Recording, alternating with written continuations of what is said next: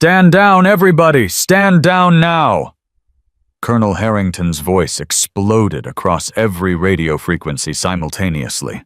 35 soldiers froze mid-operation. Weapons lowered. Confusion rippled through the darkness. In the center of the chaos stood a 23-year-old woman, 5'3", 118 pounds. Her torn glove exposing a tattoo that made a decorated Special Forces colonel stop a multi-million-dollar training exercise with a single command. The Black Viper. 39 stars, Camp Pendleton, California, 0247 hours. Nobody moved. Nobody breathed. If you want to know why that mark stopped everything, subscribe to our channel. Follow this story to the end and comment which city you're watching from. Let's see how far this story travels. The Pacific fog crawled across Camp Pendleton like a living thing swallowing the parade ground in gray silence.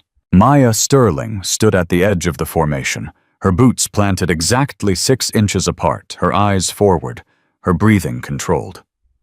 28 candidates surrounded her. All men, all larger, all convinced they belonged here more than she did. She'd counted them during the walk from the barracks. 14 Rangers, 6 Special Forces candidates, 4 Navy SEALs in cross-training, 3 Marine Force Recon, and 1 former Delta operator who kept cracking his knuckles like he was preparing for a bar fight instead of a selection course. Maya was none of those things, at least not officially. Her personnel file said military police, 4 years of service, administrative transfer, nothing special, nothing threatening, nothing that would make any of these men look twice. That was exactly what she wanted. Formation a 10 hut. Captain Eduardo Reyes stepped onto the platform, his voice cutting through the fog like a blade through silk. 46 years old, 3 combat tours. The kind of face that looked like it had been carved from sandstone and left in the desert sun too long. Maya straightened with the others, but her eyes were already cataloging. Exit points, sight lines. The way Reyes moved, favoring his left leg slightly, probably an old injury that still talked to him on cold mornings. "Welcome to Joint Special Operations Selection," Reyes announced. "Final evaluation phase, 72 hours. You've spent 3 weeks proving you can run, shoot, and follow orders. This is where we find out if you can actually think." A murmur rippled through the formation. Maya didn't move. "Your mission is simple," Reyes continued. "Extract 2 high-value targets from a fortified position. Evade a 35-man opposition force. Reach extraction point Delta within the time window. Fail any element, you're done." He paused, letting the weight settle. "Historical success rate for this exercise is 33%. 2/3 of you will fail. Some of you will quit. A few of you will get hurt badly enough to wash out permanently." Maya felt the energy shift around her, fear mixing with bravado. The classic cocktail of young men facing their first real test. "Teams will be assigned at 1800 hours. Until then, you're dismissed to prep your gear. Questions? Silence. Questions were weakness. Everyone knew that. "Outstanding! Get out of my sight!" The formation dissolved into clusters of movement. Maya turned toward the barracks, keeping to the edges, her footsteps silent on the wet asphalt. She'd made it exactly 14 steps before the voice found her. Hey, transfer." Maya stopped. Didn't turn. Counted to 3 in her head, letting the anger flash and fade before it could reach her face. "I'm talking to you, sweetheart." Now she turned. Sergeant Marcus Cole stood 6 feet 2 inches tall, 190 pounds of muscle built in Afghanistan and maintained in stateside gyms. Ranger tab on his shoulder, combat infantry badge on his chest. The kind of jaw that looked like it had been specifically designed for recruiting posters. He was smiling.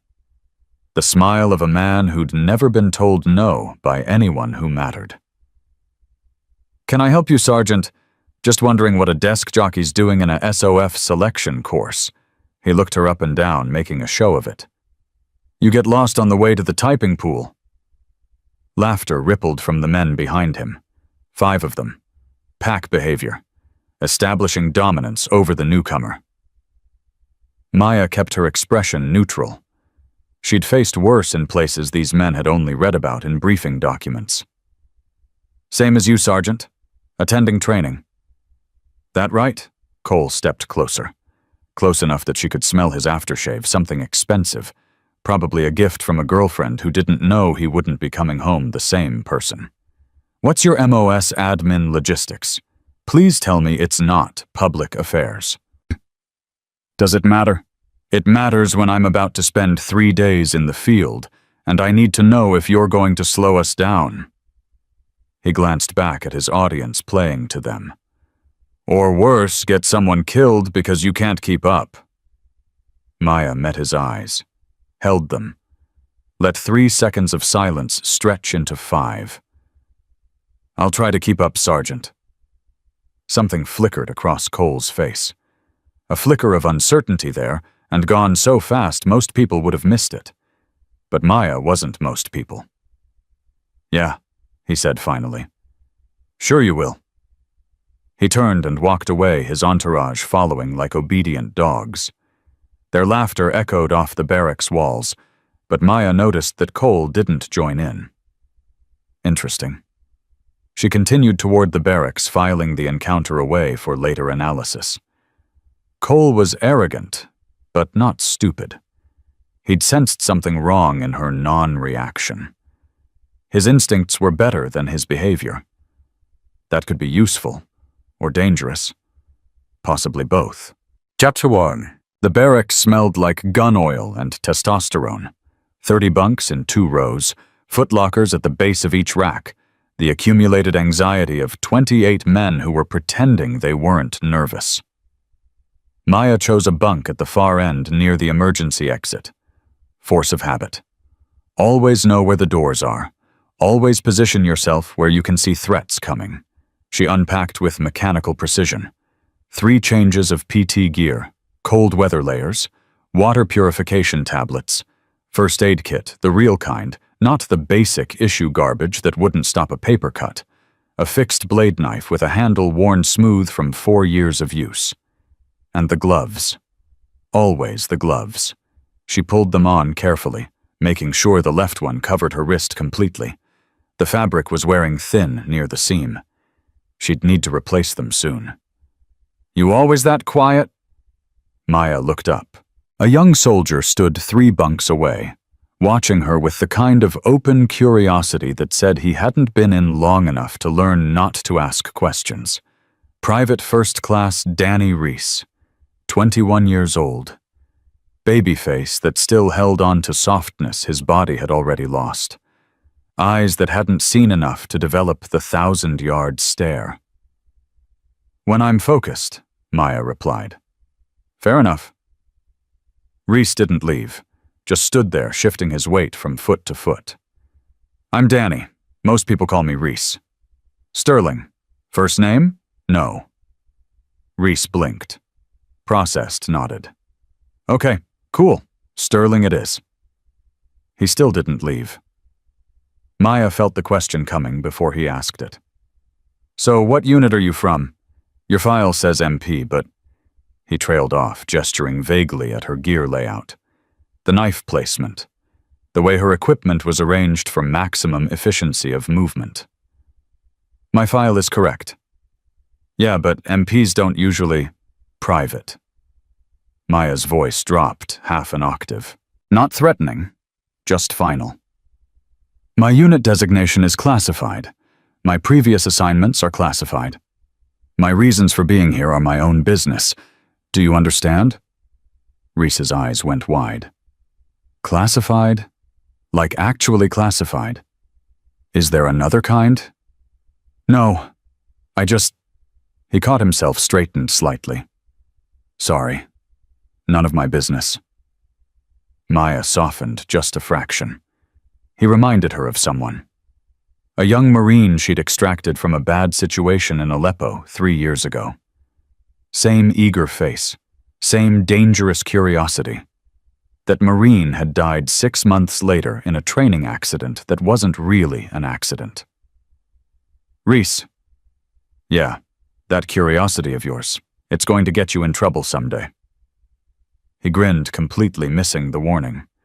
That's what my drill sergeant said, and my mom, and my first CO, and pretty much everyone I've ever met. Despite herself, Maya almost smiled. Almost. Then maybe you should listen. Where's the fun in that? He wandered off to his own bunk, still grinning. Maya watched him go, then turned back to her gear. 3 bunks down, she noticed Cole watching. His expression was different now. Less mocking. More calculating. He'd seen the way Reese had reacted to her, seen the way her presence had shifted the energy in the conversation.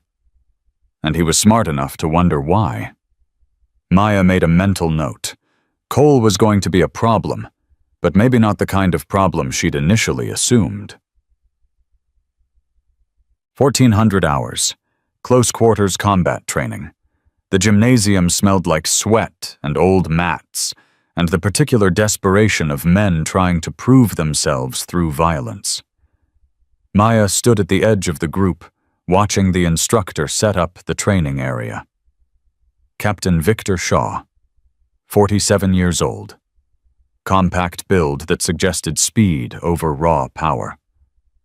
Gray at the temples, but his movements were still fluid, economical. The kind of man who'd spent 30 years learning how to hurt people efficiently and was now paid to teach others the same skills. He'd been watching Maya since she'd entered the room. Not obviously he was too professional for that, but she'd caught the glances, the way his eyes lingered on her hands, the way he'd positioned himself to keep her in his peripheral vision. He knew something, or suspected something. Either way, he was paying attention. Close quarters combat, Shaw announced, pacing in front of the assembled candidates. No rules, no time limits, no points. You fight until one person can't continue or until I stop it. He let that sink in. This isn't about winning. It's about surviving. In real CQC, there are no referees, no second chances. You either neutralize the threat or you become a casualty. Understood? Yes, sir. Outstanding. Partner up. The candidates moved with practiced efficiency, choosing opponents they knew, or at least opponents who looked like reasonable challenges. Maya stood still waiting. No one approached her. The silence stretched. Awkward. Pointed. 28 men, and not one of them willing to be seen fighting a woman half their size. Problem, Sterling, Shaw's voice cut across the room. No, sir. Just waiting for assignment. Shaw's eyes flickered to Cole, then back to Maya. Something that might have been amusement crossed his weathered face. Sergeant Cole, you're up. Cole's expression shifted through surprise, reluctance, and finally resignation in the space of a second. He stepped forward, rolling his shoulders in the universal gesture of men preparing to fight. Yes, sir. They moved to the center mat. Maya stood with her hands at her sides. Her weight balanced her breathing steady. Cole bounced on his toes, loosening up, making a show of his preparation. You sure about this transfer? His voice was low, meant only for her. I'd hate to hurt you before the fun starts. I appreciate your concern, Sergeant. Your funeral. Shaw raised his hand. Standard rules. Fight ends when someone taps, loses consciousness, or I call it. Maya nodded. Cole cracked his knuckles. Fight. Cole came in fast. Too fast. Overconfident. He telegraphed the right hook from 3 feet away, all arm, no body rotation. Amateur hour. Maya's mind catalogued the openings in the half-second it took him to close the distance. His chin was exposed. His left side was unprotected. His weight was too far forward. She could end him 6 different ways before his fist completed its arc. She chose the one that would hurt the least. Maya moved into him, not away. inside his reach where the power couldn't generate. Her left hand caught his wrist mid-swing, redirecting the momentum. Her right hand shot to his elbow, applying just enough pressure to compromise his balance. She stepped through, hip against his pelvis, used his own forward momentum to take him over. Physics. Leverage. The kind of muscle memory that came from doing the same movement 10,000 times until it was as natural as breathing. Cole hit the mat hard. The air exploded from his lungs in a single grunt of shock. Before he could process what had happened, Maya had his arm locked, wrist bent at an angle that made every nerve in his shoulder scream. Her knee pressed between his shoulder blades. Control position. 2.1 seconds. The gymnasium went absolutely silent. Maya held the lock for another heartbeat, feeling Cole's pulse hammering against her palm. Then she released and stepped back, offering her hand.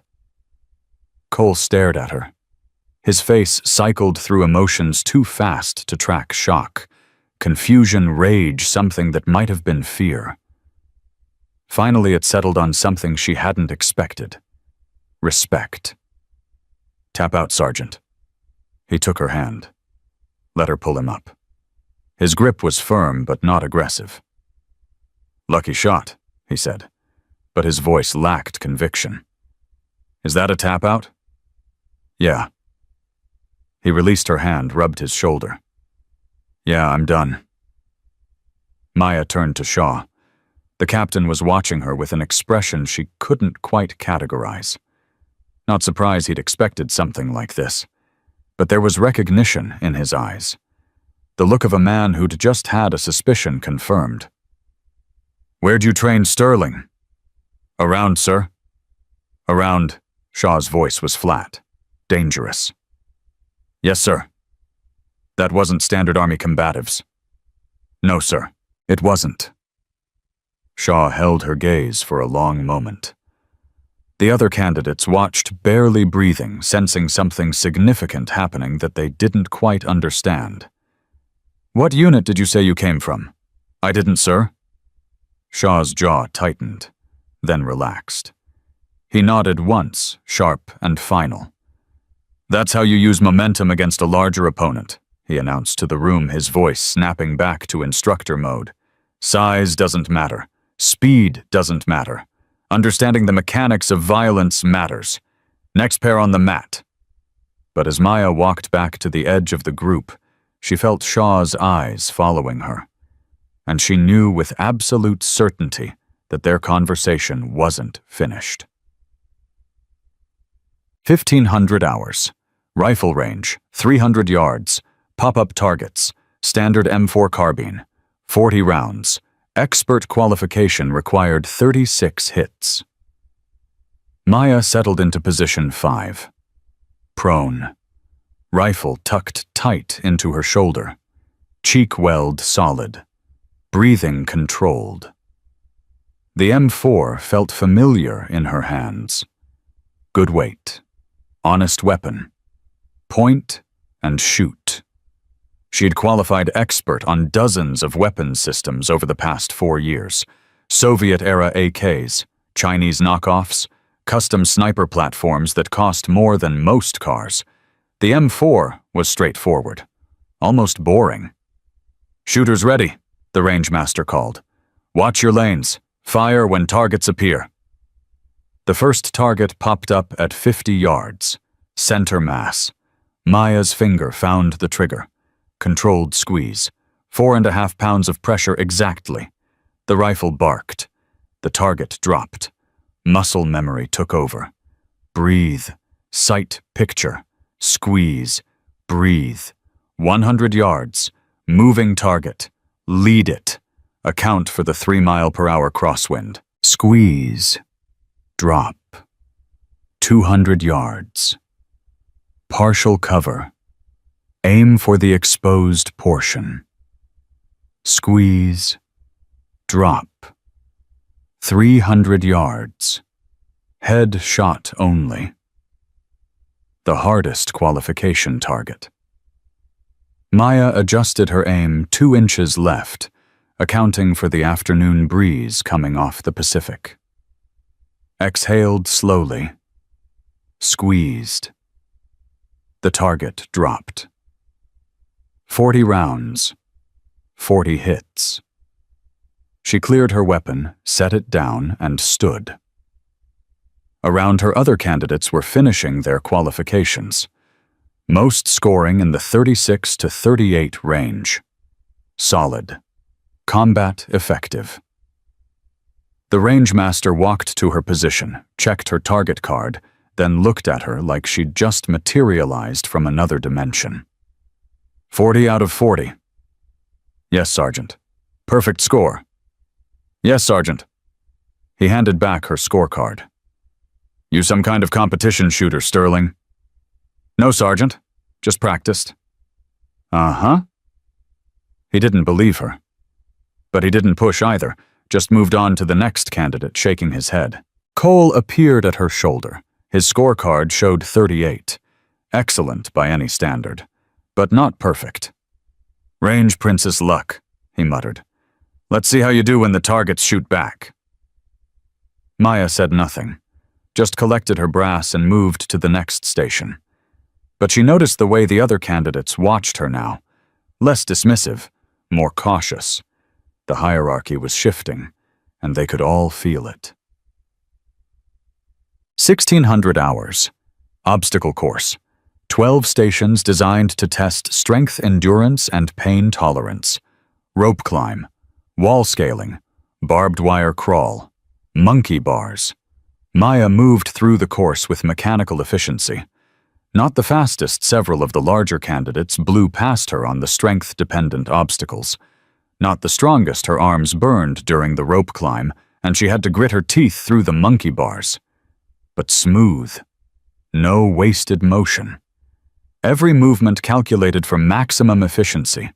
The barbed wire crawl was low. 30 yards of mud and wire strung 2 feet off the ground. You had to stay flat. Use your elbows and knees. Ignore the way the wire caught your uniform. Maya dropped to her belly and started moving. The mud was cold, sucking at her elbows. The wire scraped her back, caught on her pack. Halfway through the wire, snagged her left glove. The torn seam she'd been nursing for weeks. She felt the fabric pull, heard the rip. Her heart stopped. Maya yanked her arm free, pulling the glove back into position. But the damage was done. The seam had torn further, exposing a strip of skin on the inside of her wrist. And there, dark against pale skin, was the mark. A black serpent coiled around a lightning bolt, surrounding it in a perfect circle. 39 stars. Maya froze for half a heartbeat. Pulled the glove back down, covering the mark. Kept moving. But 40 feet away on the observation platform, Captain Shaw had been watching through binoculars. His hand stopped mid-gesture, froze in the act of checking his stopwatch. He lowered the binoculars slowly. His face had gone very still. The kind of still that came from seeing something that changed your entire understanding of reality. Maya finished the course in 23rd place, middle of the pack, unremarkable. But as she collected her gear and headed toward the barracks, she felt Shaw's gaze following her like a targeting laser. The secret was cracking, and there was nothing she could do to stop it. 1700 hours. Personal prep time. Maya sat on her bunk, examining the torn glove. The fabric was shot. No way to repair it properly. She'd have to be more careful. Much more careful. Footsteps approached. Slow. Deliberate. Military bearing with something extra underneath. Captain Shaw stopped at the foot of her bunk. Up close, she could see the details she'd missed before. Jump wings on his chest, combat infantry badge, a small purple ribbon that indicated he'd bled for his country, and eyes that had seen things most people couldn't imagine. Sterling. Sir. Shaw glanced around the barracks. Empty. Everyone else at the mess hall or the equipment shed. That mark on your wrist. Not a question. A statement. Maya's hand moved instinctively to cover the glove. Just an old tattoo, sir. No, it's not. Silence stretched between them. Maya could feel the weight of the moment. The choice. Admit nothing and maintain cover. Or acknowledge what he'd seen and accept whatever consequences followed. Where'd you serve Sterling really? Classified unit, sir. Classified? Shaw's voice was flat. You know how many classified units I've worked with over 25 years? No, sir. A lot. And I've seen that mark exactly twice before. He leaned closer, voice dropping. Both times on operators who could do things that shouldn't be possible. Both of them are dead now. Damascus, Mosul, places the army doesn't officially operate. Maya met his eyes. Steady, giving nothing. How long ago? Shaw asked. How long ago what, sir? How long since you left? The question hung in the air like smoke. Maya knew she should deny, should maintain the cover that had protected her for 2 years. But something in Shaw's eyes told her he already knew, had known since the moment she'd dropped Cole in 2 seconds flat. 2 years. Shaw absorbed that, nodded slowly. And you're here because I needed to know. Maya heard her own voice, distant and strange. If I could still do it, if I wasn't just... She paused, searching for a word that didn't exist. Broken. Shaw studied her for a long moment. His expression shifted through something that might have been understanding. Or pity. Or both. Your secret's safe with me, Sterling. For now. He straightened his voice, hardening. But that course you're about to go on, it's designed to break people. Push them past their limits. You go full operator out there, everyone's going to know. I'll be careful, sir. No. Shaw's voice cracked like a whip. Don't be careful. Be smart. There's a difference. He turned to leave, paused at the door. And Sterling? That mark means something. Don't waste it playing games with children. After he left, Maya sat in the silence and stared at her hands. Beneath the glove, scars told stories she'd never share. Calluses from weapons most soldiers would never touch. The permanent record of violence written into her bones. She was Shadow Viper. One of 39. And you didn't retire from Shadow Viper. You just stopped pretending you could. 1800 hours. Mission briefing. The briefing room smelled like coffee and dry erase markers, and the particular stress sweat of men facing their limits. Captain Reyes stood at the front, arms crossed, waiting for silence. Maya sat in the back row watching the other candidates settle. Their body language told stories they didn't know they were telling. Nervous energy. False confidence. The desperate need to prove themselves. Cole sat 3 rows ahead. He'd been watching her since the hand-to-hand training. Not with hostility anymore. With something closer to calculation. Final evaluation, Reyes announced. 72-hour field exercise. 4 teams of 7. Objectives are simple. Extract 2 high-value targets from fortified position here. He pointed to a map on the screen. Evade opposition force. Reach extraction point here. All while maintaining mission security and team cohesion. He clicked to the next slide. Satellite imagery of a mock village. Guard towers. Patrol routes. Defensive positions. Opposition force consists of 35 soldiers. They know you're coming. They know the general time window. They do not know your specific approach or tactics. They are authorized to use aggressive force within training parameters. A murmur rippled through the room. Aggressive force meant bruises. maybe broken bones, maybe worse. Team assignments. Reyes read from a tablet.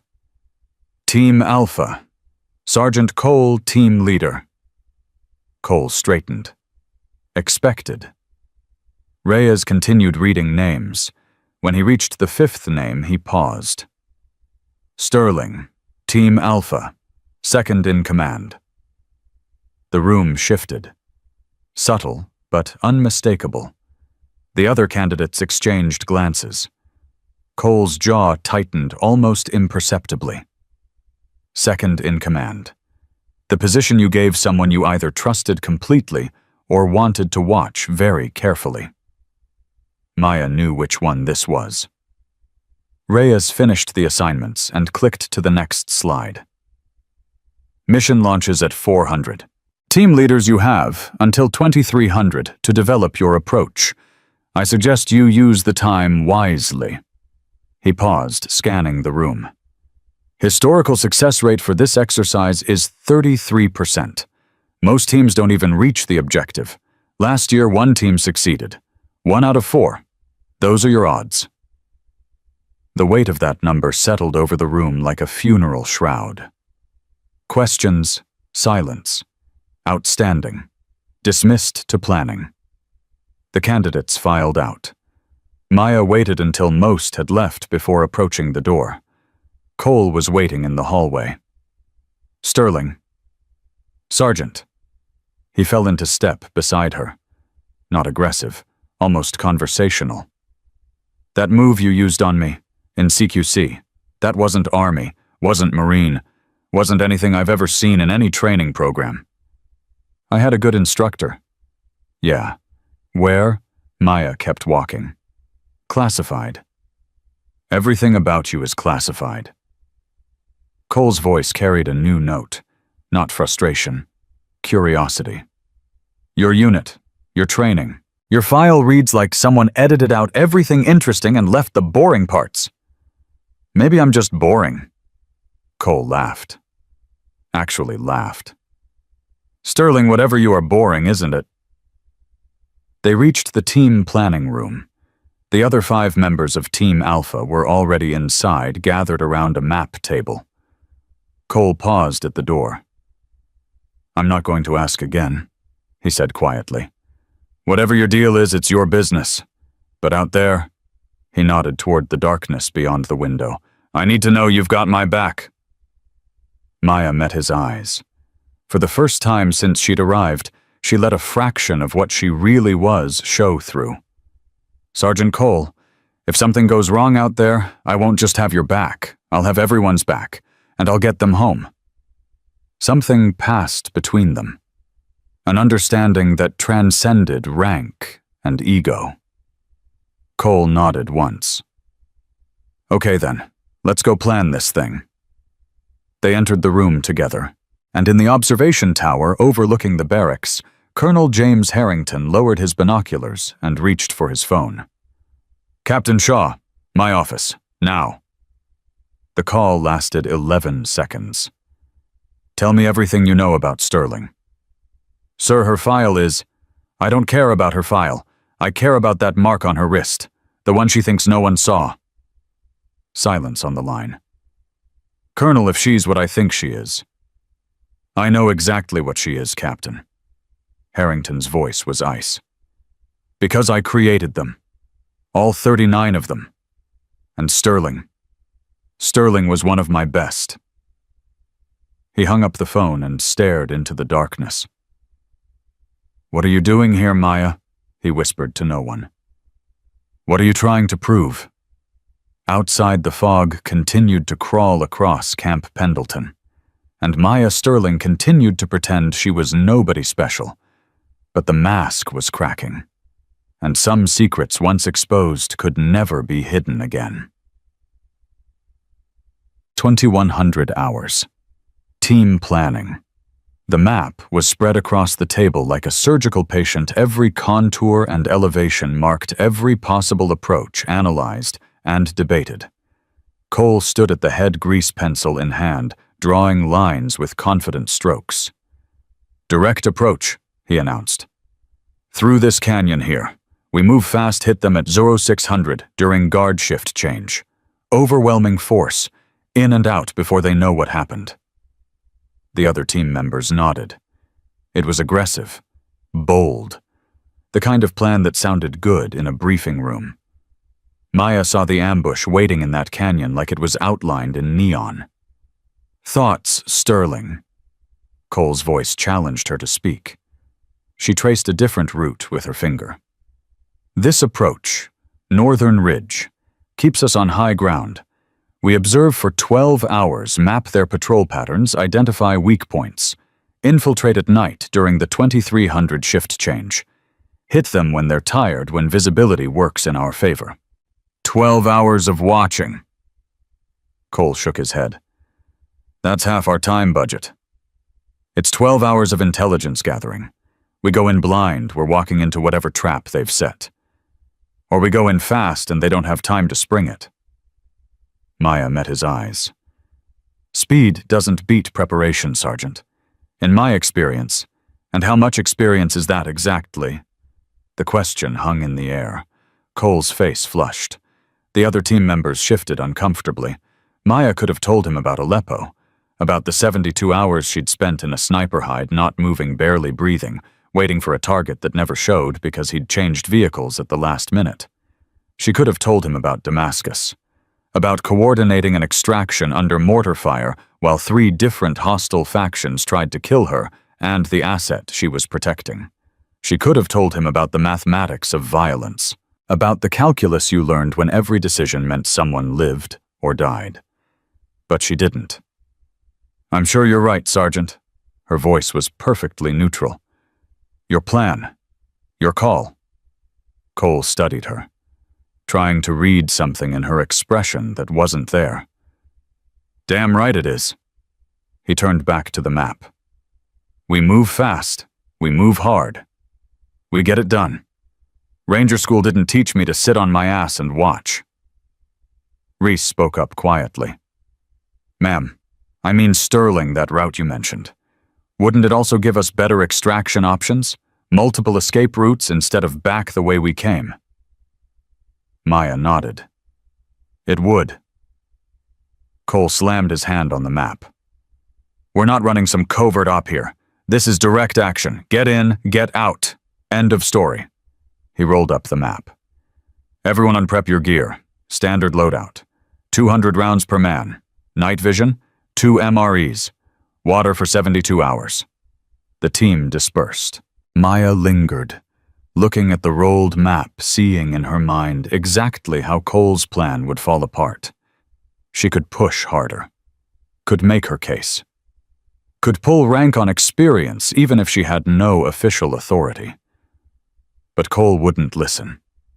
Young men rarely did, especially when their pride was involved. So she'd go along with the plan. And when it failed, because it would fail, she'd be ready to adapt, to survive, to complete the mission. The mark beneath her glove seemed to pulse with remembered pain. 39 stars, 39 operators, 39 people who'd learned the hard way that plans meant nothing when the bullets started flying. 14 still breathing. 25 ghosts who'd never come home. Maya pulled the glove tighter and went to prep her gear. Tomorrow, she'd find out which group she belonged to. 2300 hours. The barracks was dark except for red lens flashlights as candidates performed final equipment checks. The sound of Velcro and zippers and weapons being function tested filled the air. The quiet rituals of soldiers preparing for combat, even the simulated kind. Maya sat on her bunk, her gear arranged with precise efficiency. Rifle cleaned and oiled. Magazines loaded. First aid kit double-checked. The knife strapped where she could reach it with either hand. Everything exactly where it needed to be. Across the barracks, Cole was giving last-minute instructions. Maya half listened, already knowing what he'd say. Move fast, stay aggressive. Trust your training. The door opened. Captain Shaw stepped inside, and the barracks immediately went quiet. He walked slowly down the center aisle, checking gear offering occasional corrections. When he reached Maya's bunk, he stopped. "Sterling." "Sir?" "You ready for tomorrow?" "Yes, sir." Shaw glanced at her gear. Everything perfect. Everything positioned for maximum efficiency. The loadout of someone who'd done this 1,000 times. "Your team leader has a plan." "Yes, sir." "You agree with it?" Maya looked up, met his eyes.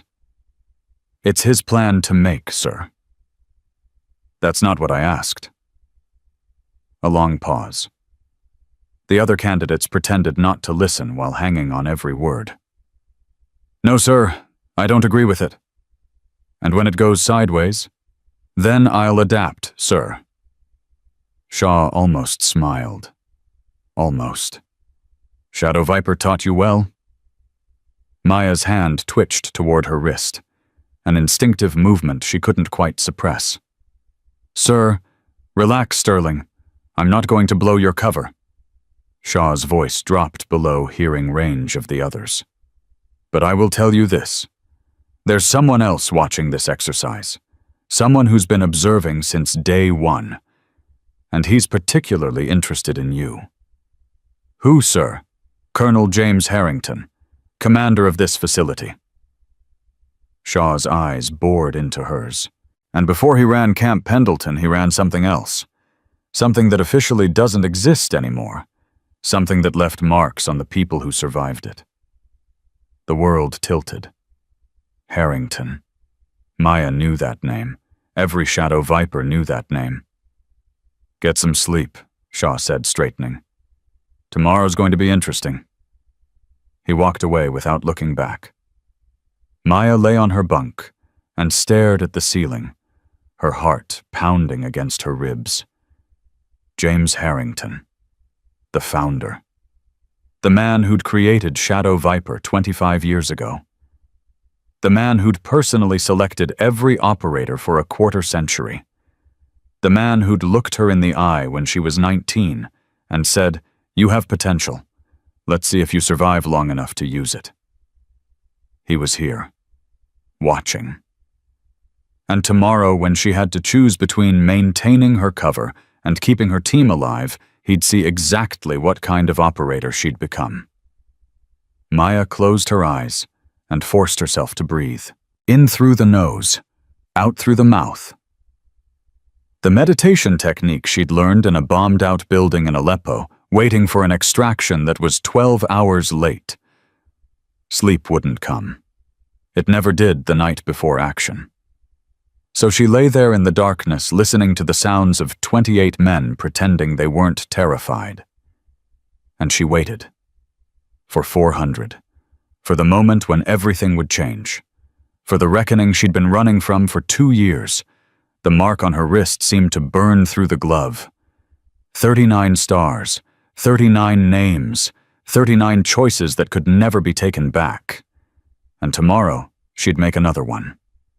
The helicopter's rotors cut through the pre-dawn darkness like blades through flesh. Inside the UH-60 Black Hawk, 7 soldiers sat in silence, each locked in their own thoughts, the vibration rattling through their bones. Maya sat near the door, eyes closed, but not sleeping. Her mind ran through scenarios the way she'd been trained 4 years ago. Ambush points, fallback positions, fields of fire, the mathematics of survival that had become as natural as breathing. Cole sat across from her jaw, tight fingers drumming against his rifle stock. The bravado from the briefing room had faded. Now there was just the raw anticipation of a man about to lead people into danger. The crew chief held up 5 fingers. 5 minutes. Cole leaned forward, shouting over the rotor noise. "Remember the plan, fast insertion canyon approach. Hit them at 0600 during shift change in and out." The team nodded. Maya said nothing. Reese caught her eye from 2 seats down. His face was pale in the red interior lighting. She gave him a small nod. Steady. Focus. He swallowed hard and looked away. The helicopter banked sharply. Maya's stomach dropped as they descended fast, the pilot using terrain masking to avoid theoretical radar detection. Through the open door, she could see nothing but black. No moon. Heavy cloud cover. The kind of darkness that swallowed sound and turned confident men into frightened children. The crew chief tapped his watch. 30 seconds. Maya pulled her night vision device down over her eyes. The world turned green and grainy. She could see trees rushing up to meet them. The small clearing that would be their landing zone. The absolute emptiness of the forest waiting to consume them. The skids touched Earth. Go, go, go! Team Alpha poured out of the helicopter weapons, up forming a defensive perimeter. Maya was last out, moving to her assigned position, covering their 6. The helicopter lifted immediately, rotors screaming, disappearing into the darkness like it had never existed. And then silence. The kind of silence that only exists in deep forest at 0400. No birds, no insects, just 7 people breathing too loud trying to control their adrenaline. Cole's voice came through the radio, barely a whisper. "Com check." 6 clicks answered. Everyone operational. "Move out, wedge formation, Sterling take point." Maya felt surprise ripple through the team. Point position was the most dangerous, first to make contact, first to die if things went wrong. Giving it to her was either a test or a trap. She moved forward without hesitation. Rifle up. Eyes scanning through night vision. Every 10 steps she stopped. Listened. Looked. Moved again. Behind her the team followed, maintaining intervals. Branches snapping. Equipment rattling. The sounds of men trained for open desert trying to navigate dense forest. 20 minutes passed. Maya's internal clock tracked every second. She held up a fist. "Stop." Cole moved up beside her. "What?" Maya pointed ahead. 30 meters. The terrain funneled into a natural choke point, steep banks on both sides, only one way through. The canyon Cole had chosen. "That's our route," he whispered. "It's a kill zone. You see any up for?" Maya scanned the high ground. Nothing visible. No movement. No heat signatures through her thermal scope. But something was wrong. The air tasted different. Copper and ozone. The taste of anticipation. "They're there," she said. "I can feel it." "You can feel it," Cole's voice carried disbelief. "We don't have time for feelings, Sterling. We have a timeline. Sergeant, I'm telling you, and I'm telling you to move. That's an order." Maya held his gaze for 3 seconds, then nodded. "Your call, Sergeant." She moved forward into the canyon, every instinct screaming. The team followed.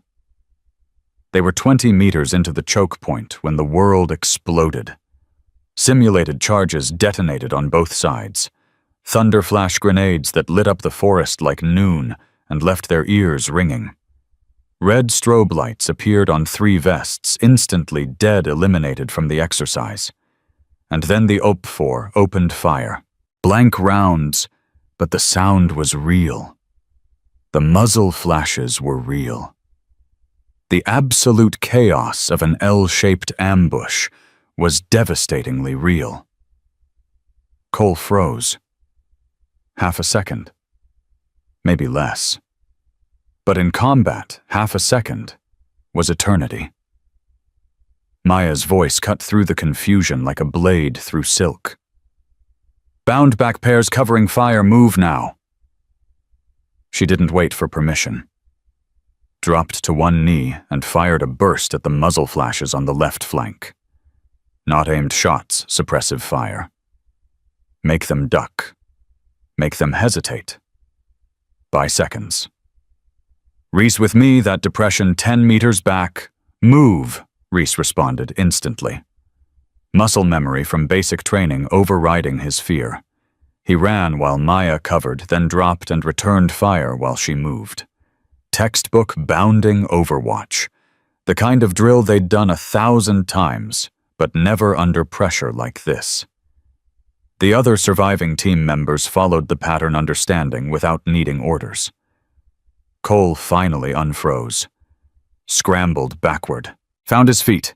Maya orchestrated the retreat with surgical precision. 2 bounds. 3. 4. The UP-4 fire slackened as they broke contact. 5 bounds, and they were out of the kill zone, regrouping in a small depression that provided cover from direct fire. 4 soldiers left. 3 eliminated in the first 30 seconds. Cole was breathing hard, face red, even in the green tint of night vision. What the hell was that L-shaped ambush? Maya's voice was flat. Exactly what I said would happen. You think you could have done better? Maya met his eyes. Let him see exactly what she was thinking. Yes. The word hung between them like a knife. Reese spoke up, voice shaking. What do we do now? We've lost half the team. The mission continues, Maya said. Different approach, my approach. Cole's jaw worked, pride warring with reality. He looked at the 3 remaining team members, saw the way they were looking at Maya now, not with dismissal, but with something approaching hope. Fine. The word came out like it hurt. What's your plan? Maya pulled out her map, pointed with a red lens flashlight. We're here. The direct route is compromised. They'll have secondary ambush points all along that canyon. So we go around, north, follow this ridgeline. That adds 6 hours to our timeline. It keeps us alive to complete the mission. Cole stared at the map, at Maya, at the darkness surrounding them. Okay. He swallowed whatever else he wanted to say. Your plan's sterling, but this goes sideways, it's on you. Understood.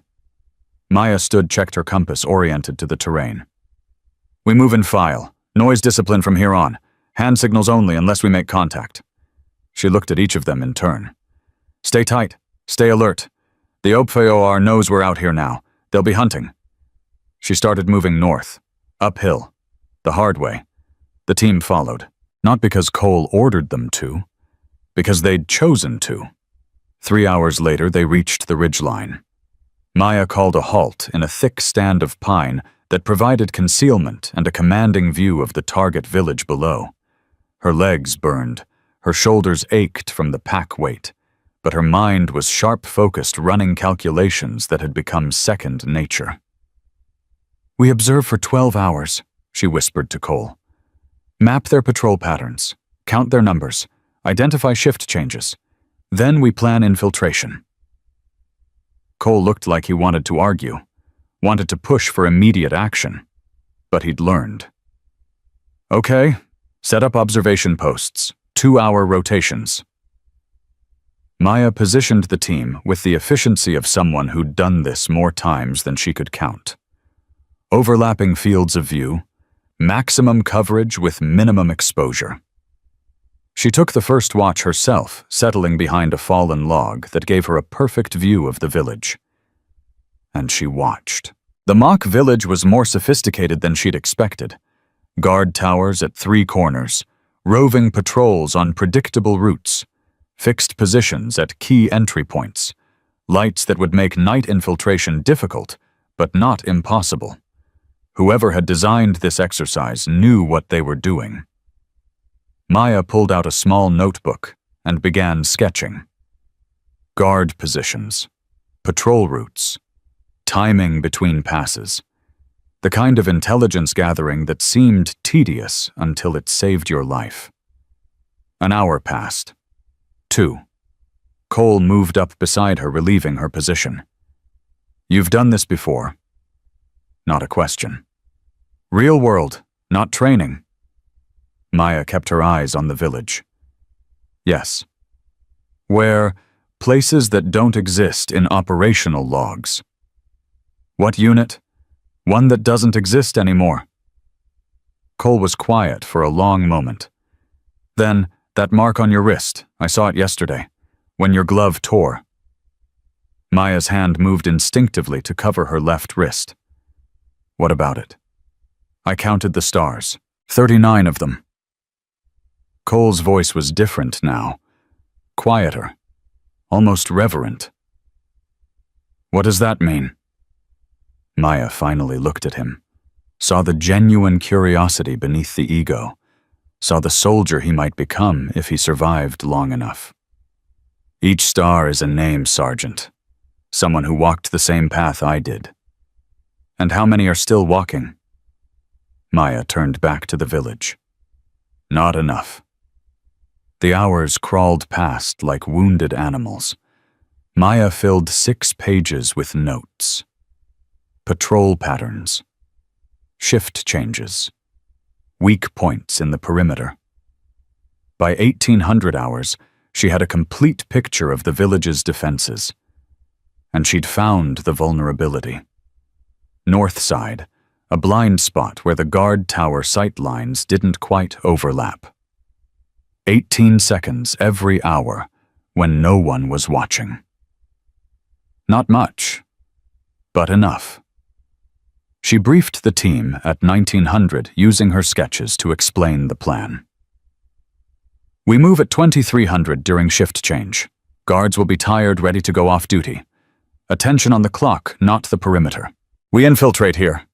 She pointed to the blind spot. 3-person entry team. One remains as overwatch with the radio. Total time inside the wire, 8 minutes maximum. 8 minutes. Reese's eyes went wide. Can we move that fast? We'll have to. Longer than 8 minutes, we lose the timing window. The next shift comes on and we're compromised. Cole studied the plan. Maya could see him searching for flaws, trying to reassert some control. But the plan was solid. Airtight. The product of 4 years doing exactly this kind of operation. Who's on entry? He asked. You, me, and Reese. Miller holds overwatch position. Why Reese? Because he moves quiet and he listens. Maya met Reese's eyes. And because sometimes the youngest soldier has the best instincts. Reese straightened slightly. Something that might have been pride flickered across his face. Cole nodded slowly. Okay, we run your plan.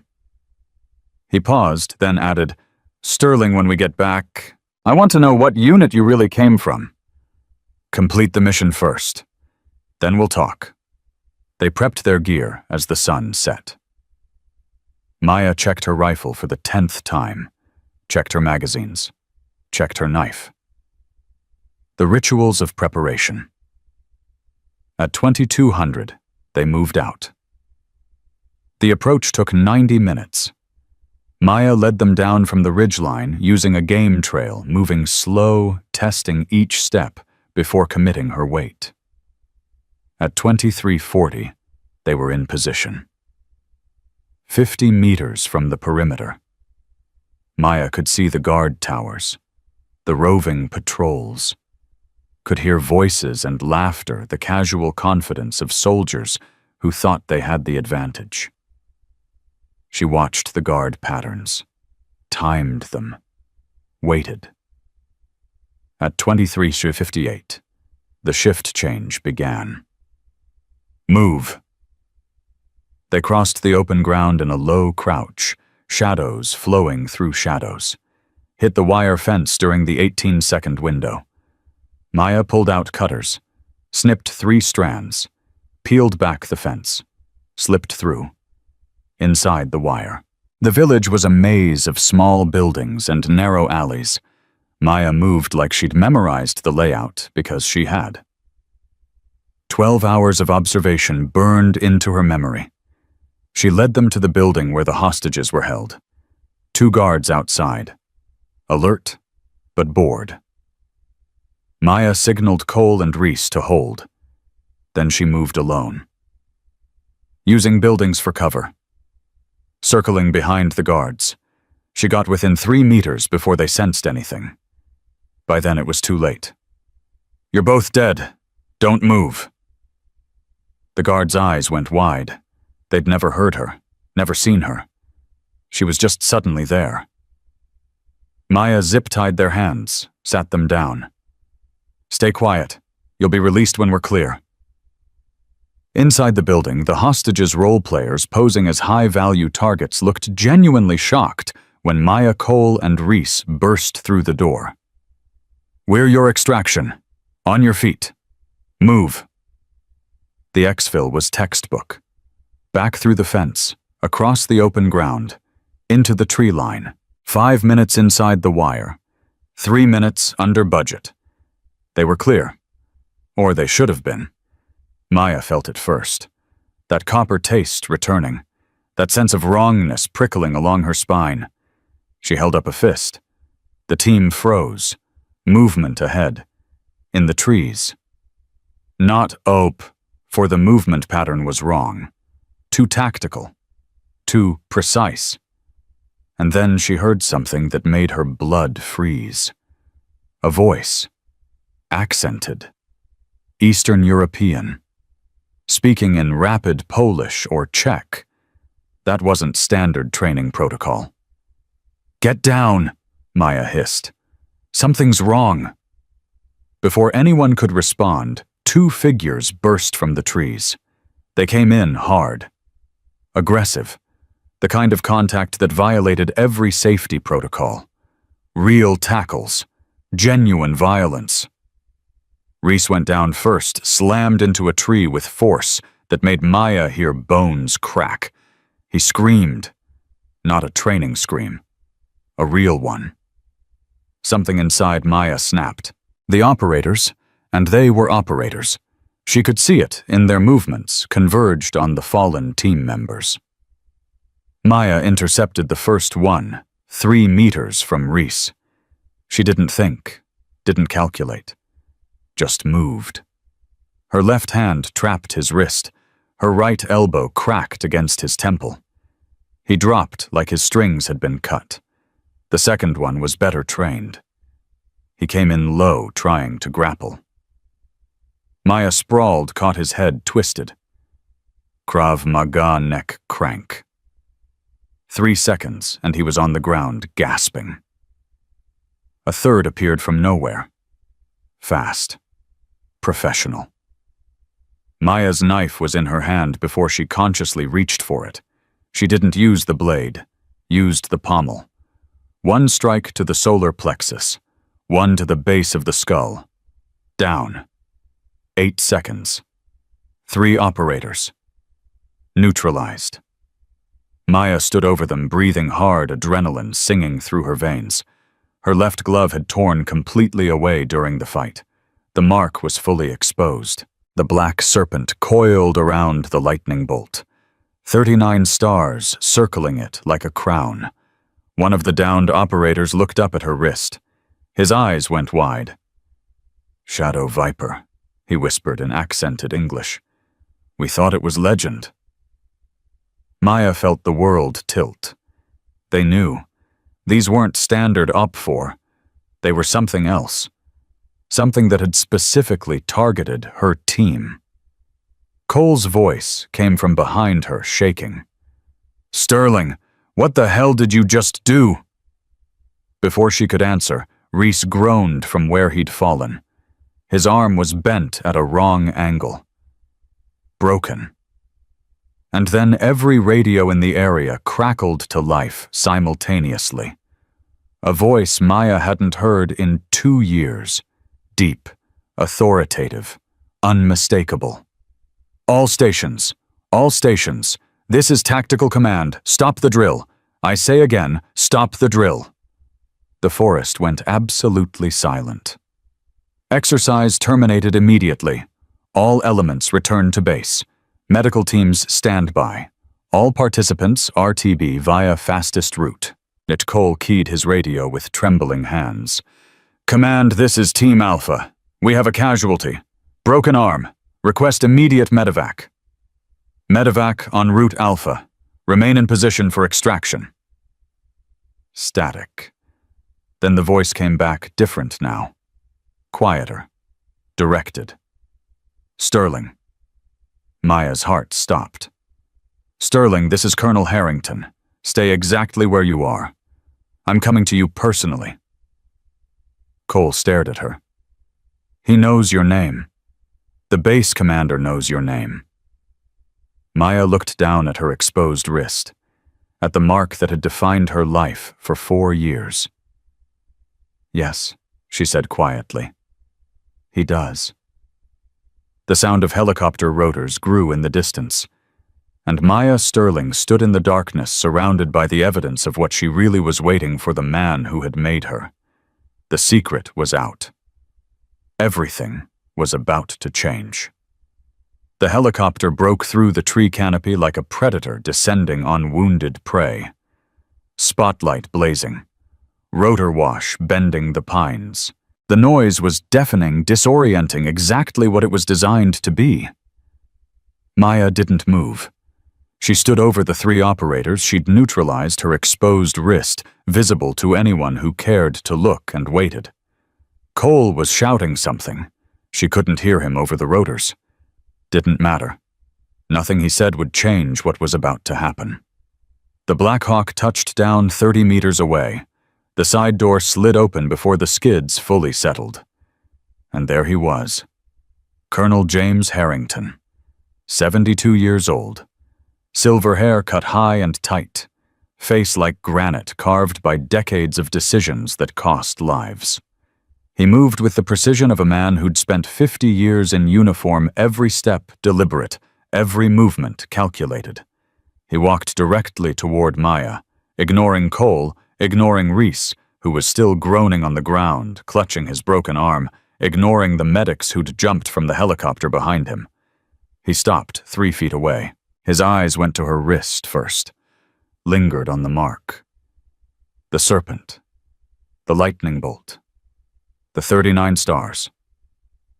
Then he looked at her face. Maya Sterling, he said. His voice cut through the rotor noise like it was nothing. Operator 17, recruited 2020, 4 years active service, 41 operations, 0 failures. He paused. Until Syria. Maya felt the words land like physical blows. She kept her face neutral, but her heart was hammering so hard she was certain he could see it pulsing in her throat. Sir, walk with me. It wasn't a request. Maya followed him away from the team, away from the medics loading Reese onto a stretcher, away from Cole, who was staring at her like she'd grown a second head. Harrington stopped when they were out of earshot, turned to face her. 23 years old, he said. 4 years out of the program, teaching nothing, doing nothing, hiding behind a transfer to military police admin. His eyes bored into hers. What the hell are you doing here, Sterling? I needed to know, sir. Know what? If I could still do it. Maya heard her own voice steady despite the chaos inside her. If I wasn't just broken. Broken. Harrington's jaw tightened. You think you're broken, aren't I? After what happened, you're the only Shadow Viper operator in 25 years who made the right choice.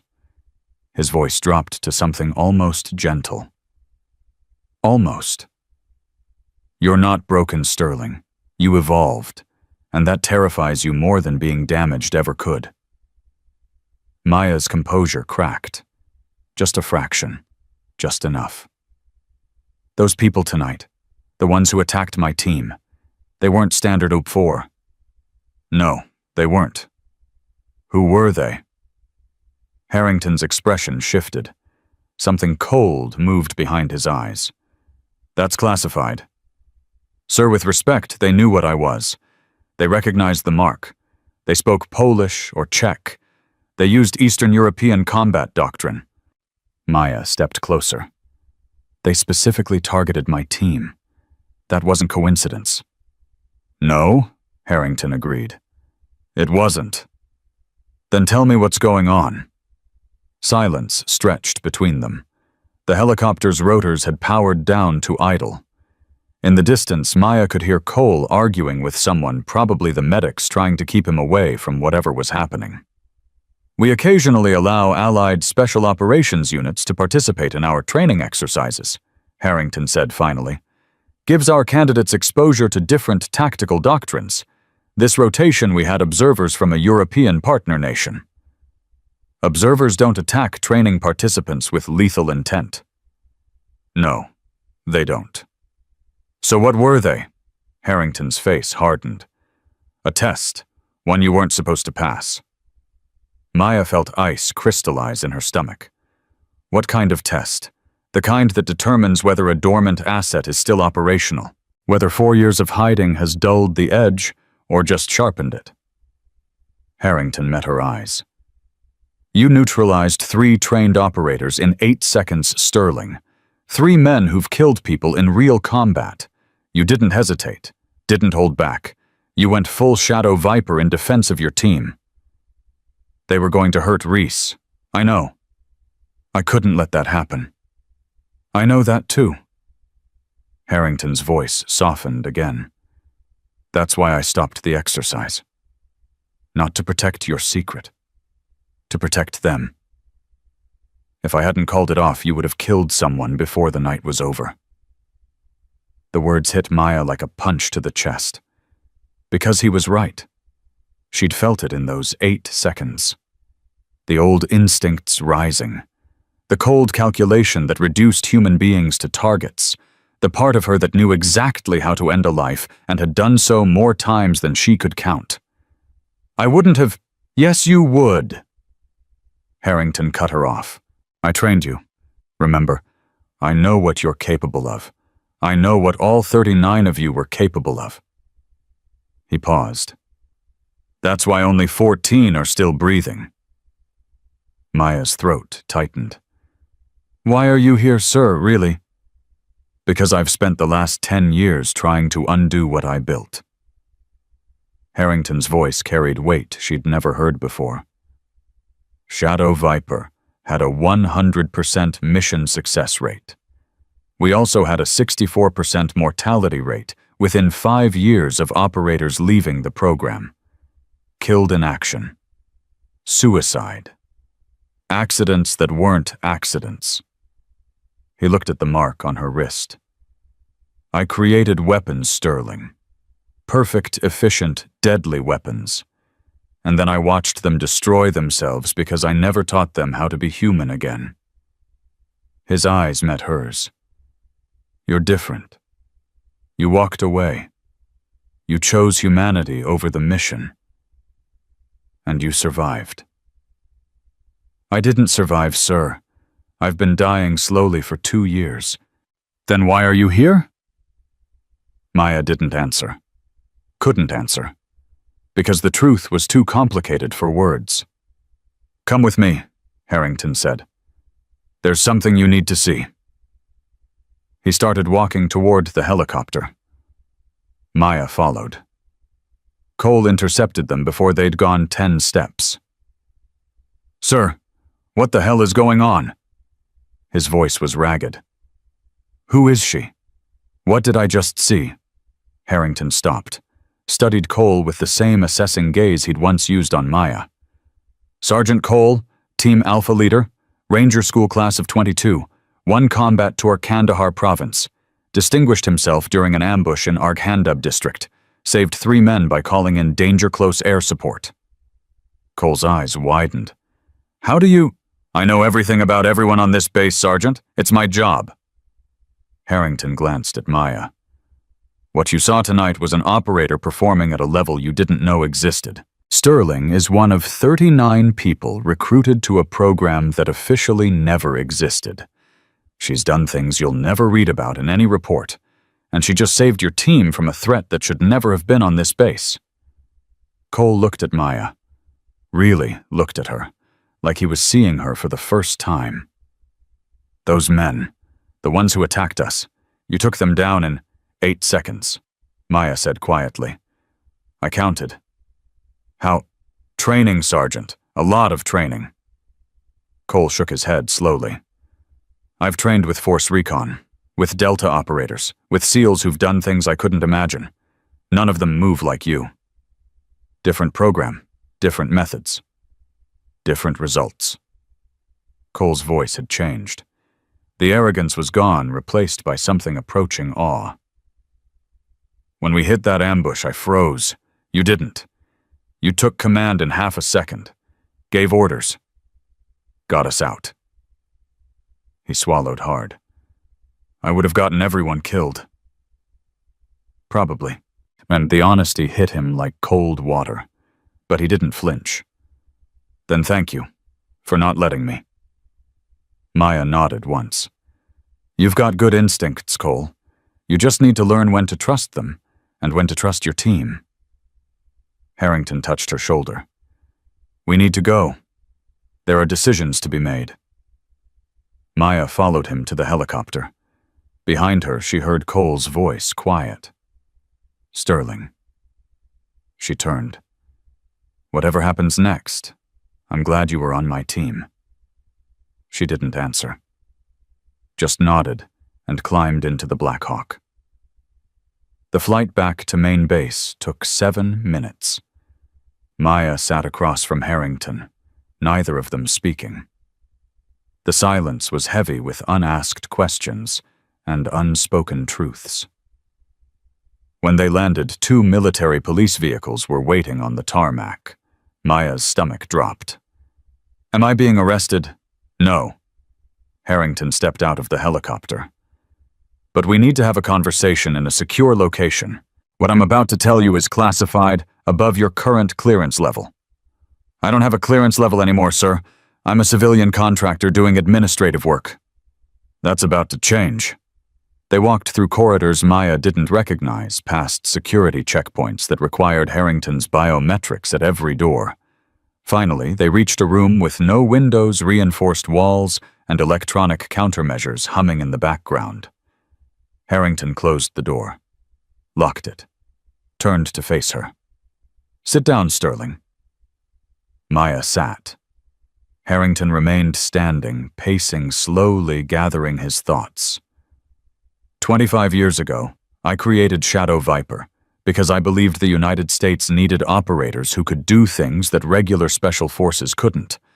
Operators who could infiltrate, eliminate, disappear. Operators with no official existence, no support structure, no safety net. He stopped pacing. I recruited 39 people over that time, trained them personally, sent them into situations that would have broken anyone else, and they succeeded every single time. His voice hardened. What I didn't account for was the cost, the psychological damage, the moral injuries that accumulated operation after operation until my operators couldn't function anymore. Maya knew the numbers, had lived them. 14 still alive, she said quietly. 14. Out of 39. And of those 14, only 6 are functional. The rest are in various stages of breakdown, addiction, isolation, institutionalization. Harrington's eyes met hers. You're one of the 6, Sterling. You walked away damaged but not destroyed. Do you know how rare that is? I don't feel functional, sir. No. You feel broken. You feel like you failed because you chose to save a family instead of completing a mission. You've spent 2 years punishing yourself for being human. That mission was a success. Harrington's voice cracked like a whip. The intelligence we lost was recovered through other means 6 months later. The family you saved is alive and thriving. The mother runs an education program for women in Jordan. The son is studying engineering. The daughter wants to be a doctor. He leaned forward. You gave them futures, Sterling. The CIA called it failure. I call it the first right decision any Shadow Viper ever made. Maya felt something crack inside her chest. A wall she'd built 2 years ago, brick by brick, starting to crumble. Why are you telling me this? Because I need you. For what? Harrington pulled a folder from inside his jacket, dropped it on the table between them. Special Operations Command wants to build a new training paradigm. Not for operators like you, that program is dead and should stay dead. For the next generation of Special Forces soldiers, teaching them not just how to operate, but how to think, how to make hard choices, how to balance mission success with moral responsibility. Maya stared at the folder without touching it. They want instructors who've been there, who've done things they can't talk about, who understand the cost of excellence and can teach others to pay it without being destroyed. And you want me. Captain Shaw requested you specifically, said modern special operations needs people who know when not to pull the trigger. Harrington's voice softened. I agreed with him. You're exactly what we need, Sterling. Not because of what you did for Shadow Viper, because of what you did in Syria, because you chose humanity when everything in your training screamed to do otherwise. Maya finally touched the folder. Opened it. Inside was a contract. Senior instructor position. 1-year term. I'm 23 years old, she said. These candidates are older than me. They won't respect someone my age. They'll respect what you've done, what you've survived, what you chose.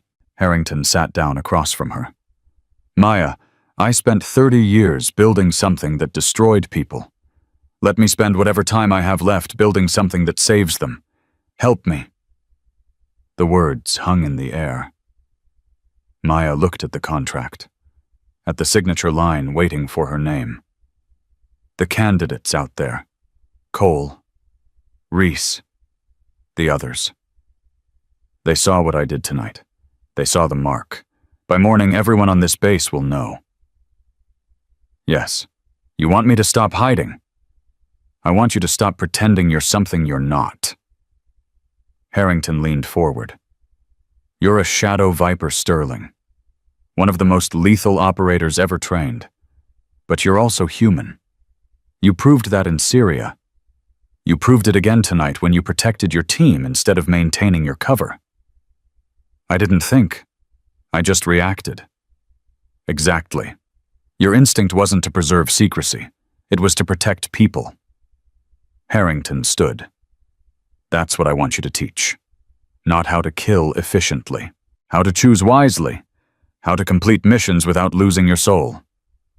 Maya stared at the contract. 39 stars on her wrist. 39 names she'd memorized. 25 of them ghosts now. Could she really teach others to avoid becoming the same, I need time to think? You have until 800. Report to my office with your decision. Harrington moved to the door. Whatever you choose, I want you to know something. Sir, I recruited 47 people to Shadow Viper over the years. I've regretted most of those decisions, but not you, Sterling. Never you. He paused at the door. You were the best thing to come out of that program. Not because of what you could do, because of who you chose to be. He left. Maya sat alone in the secure room, the contract in front of her, the weight of everything pressing down like gravity had doubled. The mark on her wrist seemed to pulse with its own heartbeat. 39 stars. 39 names. 39 choices that could never be taken back. And now she had to make another one. Teach others to walk the path she'd walked. Show them the cost, help them avoid the traps that had claimed so many of her brothers and sisters. Or walk away again. Disappear into anonymity. Keep pretending she was nobody special until the pretense became truth. Maya pulled out her phone, stared at the screen. For a long moment, she didn't move. Then she typed a message to a number she hadn't called in 2 years. I found what I was looking for. I know what I need to do now.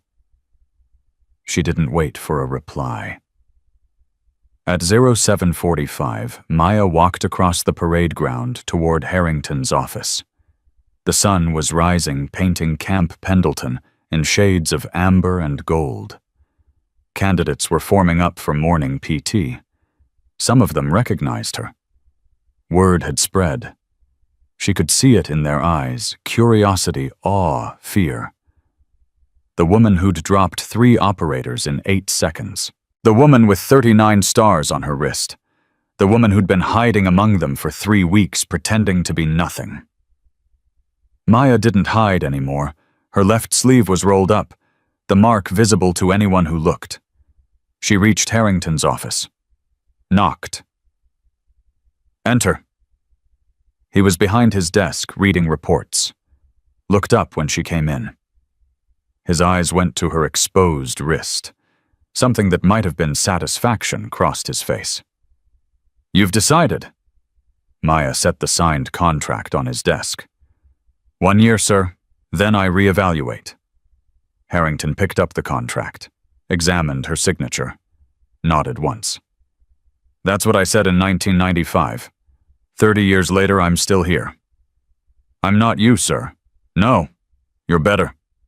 He stood, extended his hand. "Welcome to the team, Senior Instructor Sterling."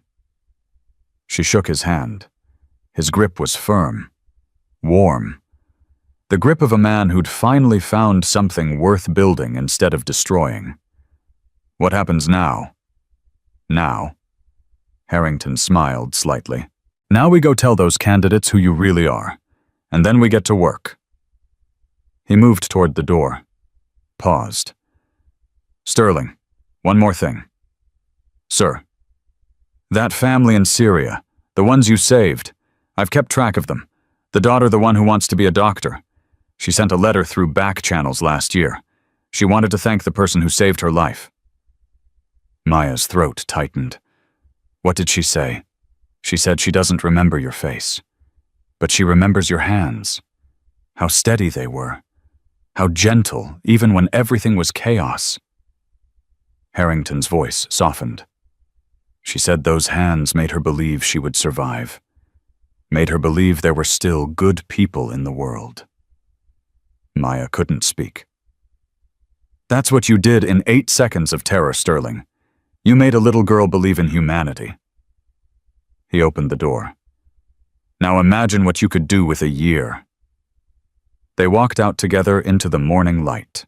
And somewhere in Jordan, a young woman who would become a doctor was already changing the world, because 4 years ago, a 23-year-old operator chose humanity over mission. That was the legacy of Shadow Viper number 17. That was the legacy Maya Sterling was about to pass forward. The parade ground was packed. Every candidate from every team stood in formation, still wearing their field gear, dirt and exhaustion etched into their faces. Word had spread through the base like wildfire. Something unprecedented had happened. The exercise had been terminated. Someone had been exposed. Maya walked beside Harrington toward the front of the formation. She could feel hundreds of eyes tracking her movement, could hear the whispered conversations dying as she approached. Cole stood at the head of Team Alpha's remnants. His expression was unreadable, but his eyes never left Maya's face. Harrington stepped onto the small platform at the formation's head. Maya stopped beside him, hands clasped behind her back. Stance military perfect, at ease. The formation relaxed slightly. The tension didn't. "In 32 years of running special operations training, I have never terminated an exercise early. Not for weather, not for injuries, not for any administrative reason." Harrington's voice carried across the parade ground like thunder. "Last night was the first time." He let that sink in. "Some of you witnessed what happened. Some of you have heard rumors. I'm here to give you the truth." He turned slightly toward Maya. "This is Maya Sterling. For the past 3 weeks, she's been one of you. A candidate. A transfer. Someone most of you dismissed as a desk jockey who didn't belong." Murmurs rippled through the formation. "You were wrong." Harrington's voice hardened. "Sterling, show them." Maya raised her left wrist. The mark was clearly visible, the black serpent, the lightning bolt, the 39 stars circling like a crown of ghosts. This mark represents a program that officially does not exist. A program I founded 25 years ago. Deep cover operations in denied territories across 4 continents. 39 operators selected over that time. Average operational life expectancy, 4.2 years. The formation went absolutely still. The program was called Shadow Viper. It conducted operations in places and times that remain classified. Operations that will never be declassified. Operations that saved American lives in ways that can never be publicly acknowledged. Harrington turned to face Maya directly. Maya Sterling was recruited to Shadow Viper at 19 years old. She was a military police officer who demonstrated exceptional aptitude during circumstances I cannot discuss. She served for 4 years, 41 operations. Aleppo, Damascus, Mosul, places most of you have only read about in briefing documents. Maya kept her eyes forward. Military bearing. Don't react. The mark on her wrist contains 39 stars, 1 for each Shadow Viper operator ever certified. It's a memorial, a reminder, a promise to carry the memory of those who didn't survive. Harrington's voice dropped. Of those 39 operators, only 14 are still alive. The rest died in the field or couldn't survive the transition back to normal life. The cost of excellence is paid in blood and broken minds. He paused. Let the weight settle. Team Alpha, front and center. Cole Reese with his arm in a sling, and the 2 surviving team members stepped forward. Their faces showed varying degrees of shock and awe. Sergeant Cole, during last night's exercise, what happened when your team was ambushed? Cole swallowed. We walked into a kill zone exactly where Sterling predicted, sir. I froze. She took command. Organized our retreat. Saved the mission. Did she ask permission? No, sir. She just did it. We followed because she knew what she was doing. Harrington nodded. That's leadership, Sergeant. The kind that comes from competence, not rank. He turned to Reese. Private Reese, when those operators attacked your team, the ones who weren't supposed to be there, what did Sterling do? Reese's voice shook slightly. She protected me, sir. I went down. They were going to hurt me bad. He paused, searching for words. She became something else. Took down 3 of them before I could blink. Then she checked on me first. Made sure I was okay before doing anything else. She chose her teammate over maintaining her cover. Yes, sir. Harrington addressed the full formation. That is what separates good operators from great ones. Good operators complete the mission. Great operators complete the mission while protecting their people. The best operators know when the mission isn't worth the cost. He stepped back. Sterling left Shadow Viper 2 years ago, after her final operation. I'm going to tell you why, because you deserve to understand what excellence actually looks like. Maya felt her heart rate spike. She hadn't expected this. Hadn't expected him to tell them everything. Her mission was to extract a CIA officer embedded with local forces in Syria. The officer had intelligence critical to ongoing operations. But when Sterling reached the extraction point, she found the officer protecting a family, a mother and 2 children who'd sheltered him when his cover was blown. The parade ground was so quiet, Maya could hear her own pulse. Sterling had a choice. Extract the officer alone, complete the mission, get the intelligence back to command, or extract the entire family, which would compromise her approach route and exponentially increase the risk of failure. Harrington's voice dropped. She chose the family. All of them. It took 6 hours to move them through hostile territory. During that movement, They were engaged by enemy forces. The CIA officer was killed protecting the family. The intelligence was lost. Maya felt the familiar weight settling on her chest. The memory of that night.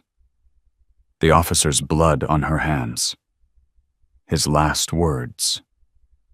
The CIA called it mission failure. They wanted Sterling reprimanded, discharged, erased. Harrington turned to face her. I disagreed. I told them that for the first time in 25 years, a Shadow Viper operator had made the right choice, not the tactical choice, the human one. His eyes held hers.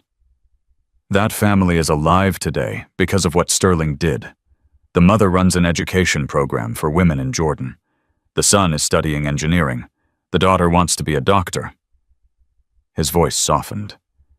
Those are the metrics that matter.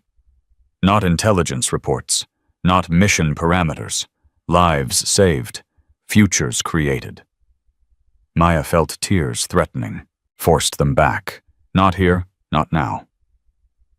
Harrington addressed the formation one final time.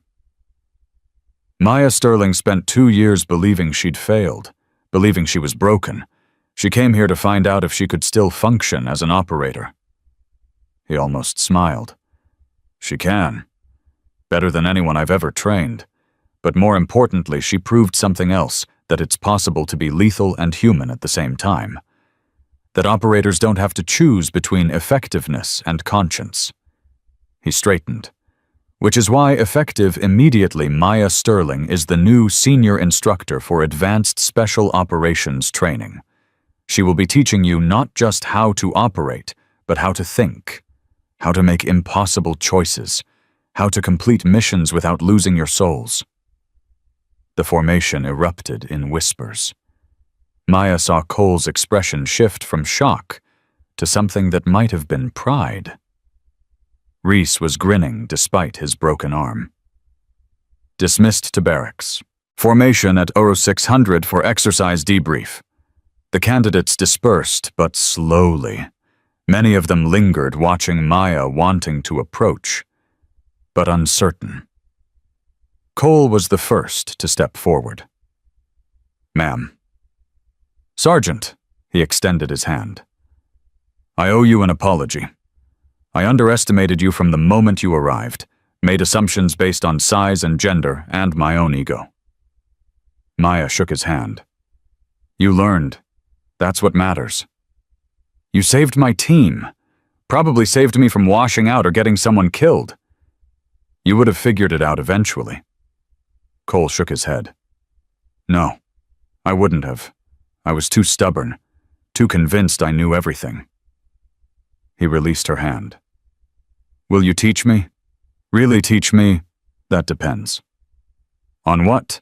On whether you're willing to actually listen this time. Something shifted in Cole's face, the last remnants of ego dissolving into something genuine. Yes, ma'am, I am. Reese approached next, his good arm cradling the sling. Ma'am, I don't know what to say. Then don't say anything. How's the arm? Broken in 2 places. They say it'll heal in 8 weeks. He looked at her with undisguised awe. You took down 3 operators in 8 seconds. I watched it happen and I still don't believe it. Believe it, Private.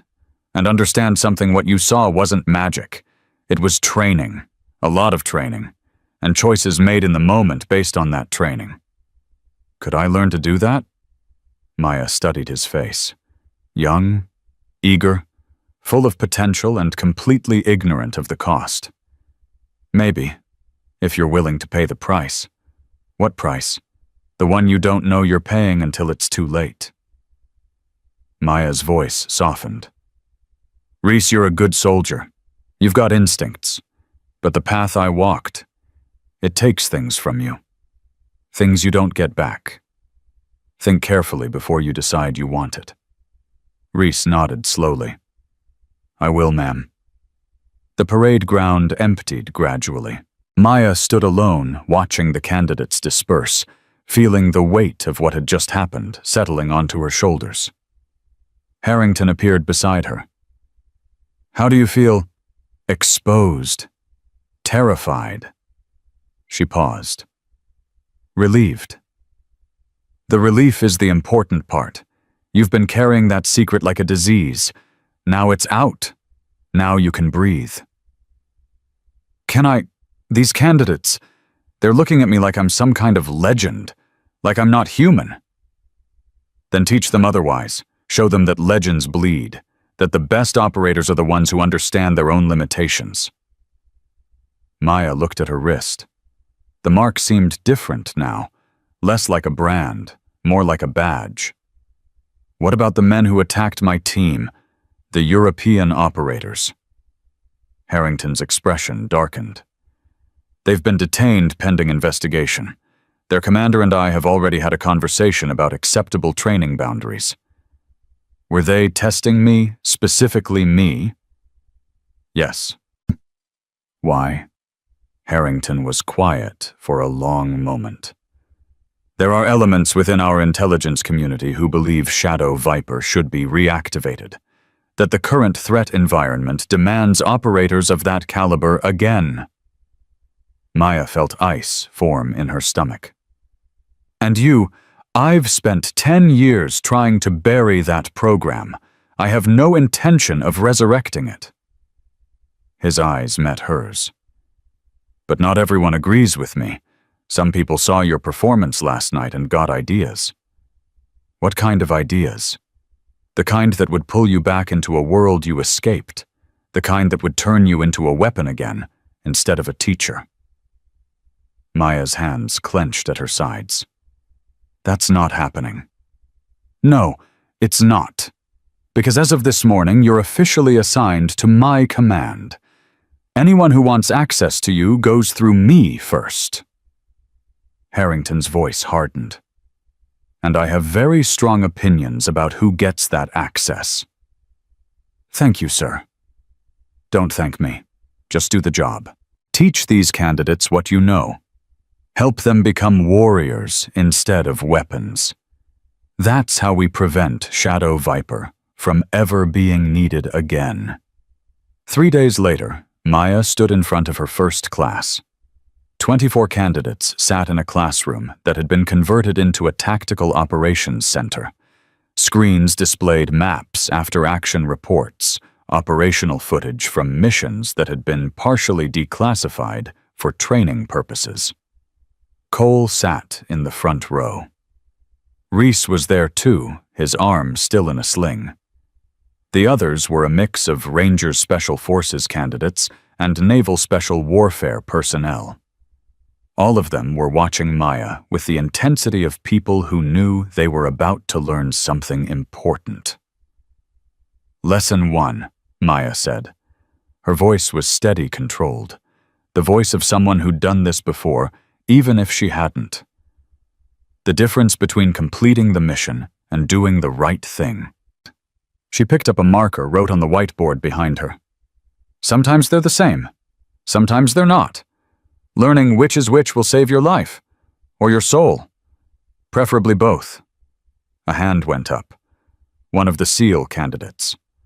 "Ma'am, with respect in my training, the mission always comes first. Deviation from mission parameters is failure." "Is it?" Maya set down the marker. "Let me tell you about an operator I knew. Shadow Viper number 7. Best sniper I ever saw. Perfect mission completion rate. 0 hesitation. 0 doubt." She paused. "He killed himself 3 months after leaving the program.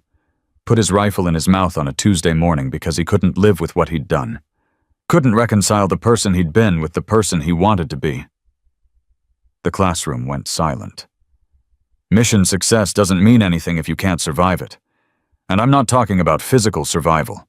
I'm talking about coming home whole, being able to look at yourself in the mirror, being able to sleep without seeing the faces of everyone you've killed.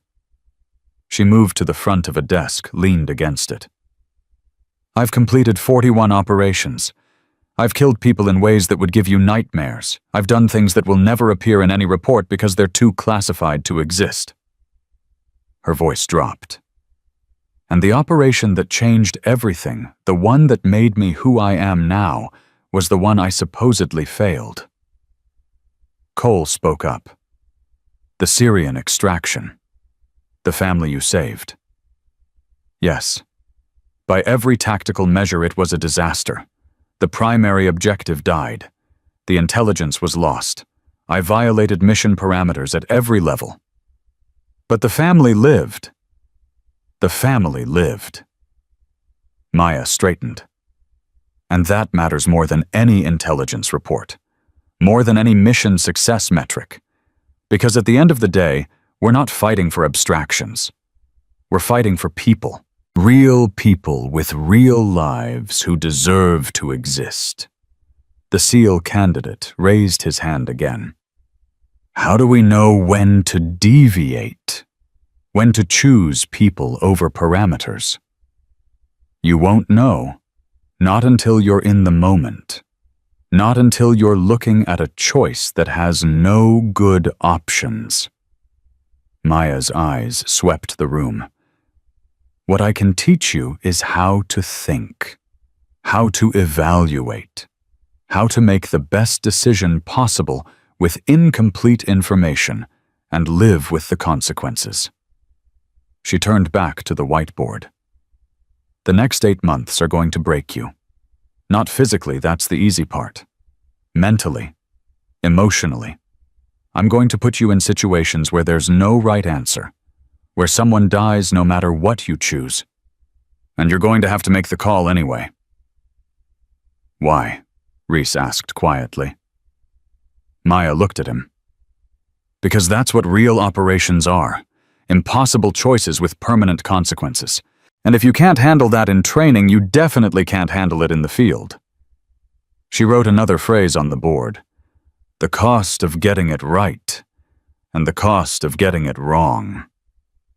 Your homework for tomorrow, write down the worst decision you've ever made, the one that keeps you awake at night, the one you can't forgive yourself for. And then we're going to discuss why you made it, what you could have done differently, and how to carry that weight without being crushed by it.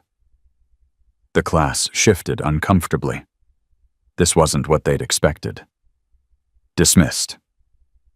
The candidates filed out. Cole lingered by the door. Sterling. Cole. That operator you mentioned. Number 7. What was his name? Maya was quiet for a moment. David. His name was David Chen. He was 28 years old. He had a daughter he'd never met because he was deployed for the first 2 years of her life. Her voice tightened. His star is 3rd from the left on my wrist. I touch it every morning when I wake up. Cole's expression shifted. I'm sorry. Don't be sorry. Learn from it. David was the best at what he did, but nobody ever taught him how to be anything else. By the time he realized he needed help, it was too late. Is that why you're doing this teaching? It's one reason. Maya met his eyes. The other reason is that I don't want to create more ghosts. There are already too many stars on my wrist. I don't want to add more. Cole nodded slowly. I'll see you tomorrow, ma'am. Cole, he stopped at the door. That assignment, the worst decision. Don't lie to yourself when you write it. I'll know. How? Maya almost smiled. Because I've made enough bad decisions to recognize the feeling, and the first step to learning from them is admitting they happened. Cole left. Maya stood alone in the empty classroom, staring at the whiteboard at the words she'd written. The cost of getting it right, and the cost of getting it wrong. She touched her wrist, felt the raised edges of the tattoo through her skin. 39 stars. 14 still breathing, 25 ghosts who would never leave. But maybe if she did this right, there wouldn't be any more. Maybe the next generation would come home whole. That was worth the cost, worth the exposure, worth everything. Maya erased the whiteboard and started preparing for tomorrow's lesson. The ghosts were still there, but now they had purpose. 6 months changed everything. Maya stood at the edge of the parade ground, watching a new class of candidates run through the obstacle course. Her hands were clasped behind her back, her posture relaxed but alert. The stance of someone who no longer needed to prove anything. Cole appeared beside her, clipboard in hand. He'd become her assistant instructor 3 months ago, after completing the selection course with the highest scores in 5 years. The arrogant sergeant she'd dropped in 2 seconds was gone, replaced by someone who listened more than he spoke. "Class 18 is showing improvement," he said, "particularly in the tactical decision-making modules." "Which candidates?" Peterson surprised me. She froze on the first scenario, but she's adapted faster than anyone I've seen. Hartley's still struggling with the moral calculus exercises. Maya nodded. "Schedule individual sessions with both. Peterson needs confidence building. Hartley needs to understand that hesitation isn't the same as weakness." "Yes, ma'am." They watched the candidates in silence for a moment.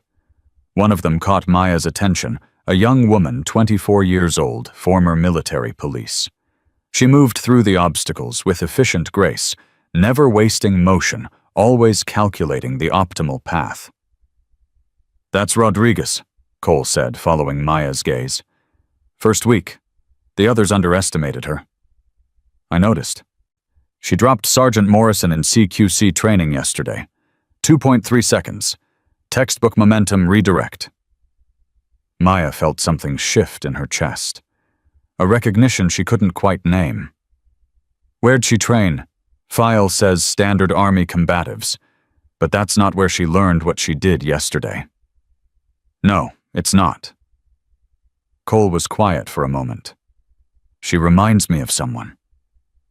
Maya didn't respond. She didn't need to. The obstacle course ended. Rodriguez finished 4th overall, middle of the pack, unremarkable.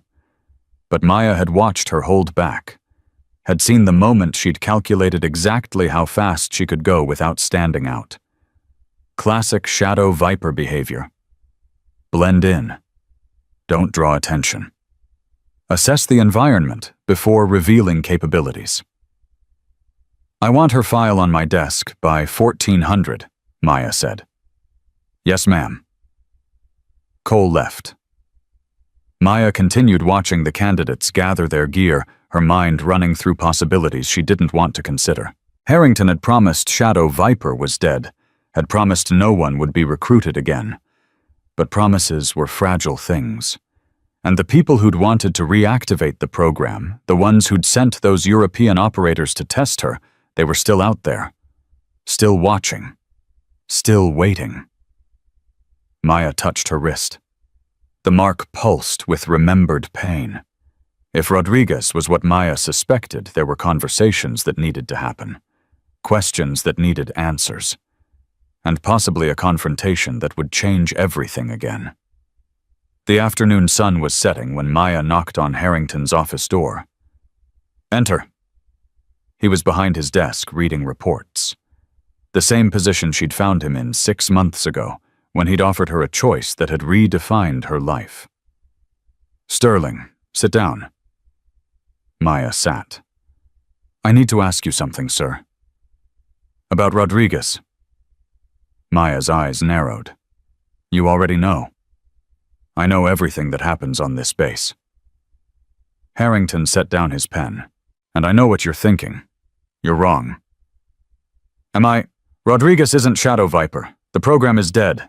I made sure of it." "Then explain how a 24-year-old military police officer executes a perfect momentum redirect using techniques that aren't taught anywhere except by you." Harrington leaned back. "For the last 6 months." Maya stopped. Processed. "You're saying she learned it here?" "I'm saying the techniques you've been teaching are spreading. Candidates who complete your course are sharing knowledge with others. Rodriguez spent 2 weeks training with a graduate of your first class before she arrived." The realization hit Maya like cold water. "I'm creating them, without meaning to. I'm teaching the next generation of— No. Harrington's voice sharpened. You're teaching them skills. What they do with those skills is their choice. That's the difference between what you're building and what I built. He stood moved to the window. Shadow Viper operators had no choice. We broke them down and rebuilt them as weapons. They followed orders because they'd been conditioned to follow orders. Free will was a liability we trained out of them. He turned to face Maya. Your candidates choose. They learn the skills, but they also learn judgment. Consequence. The weight of decision. Rodriguez isn't becoming Shadow Viper. She's becoming what Shadow Viper should have been, effective and human at the same time. Maya felt the tension in her shoulders ease slightly. I need to be sure, sir. Then talk to her. Evaluate her yourself. That's what instructors do. Harrington returned to his desk. But Sterling, remember why you're doing this.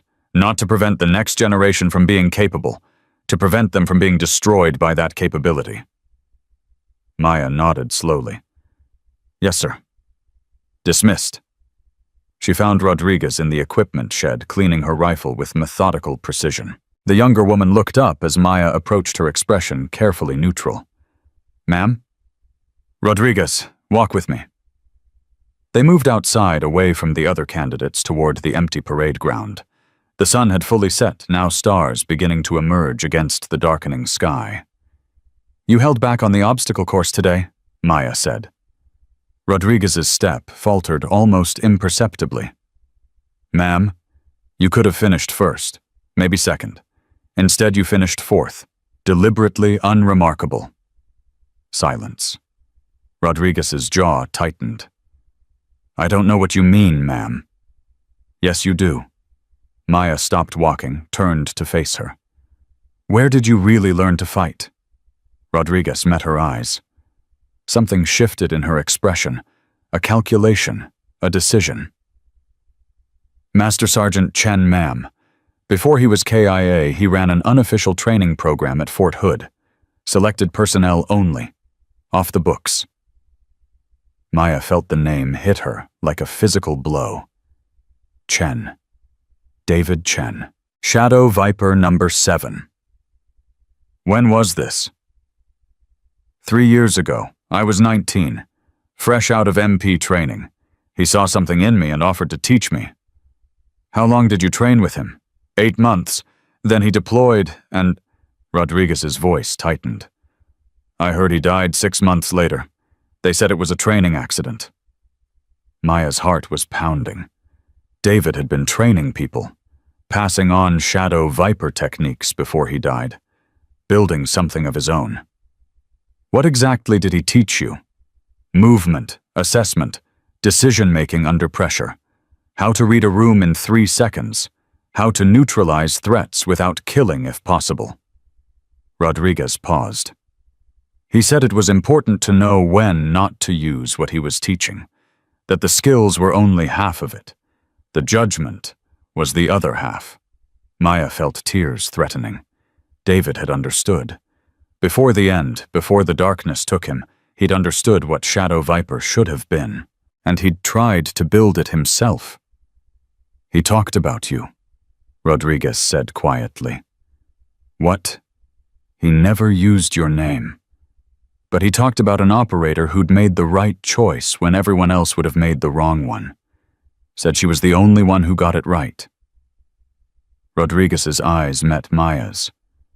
He said if I ever met her, I should learn everything I could, because she was what the rest of them should have been. Maya couldn't speak. The weight of those words pressed down on her chest like gravity had tripled. David had been thinking about her.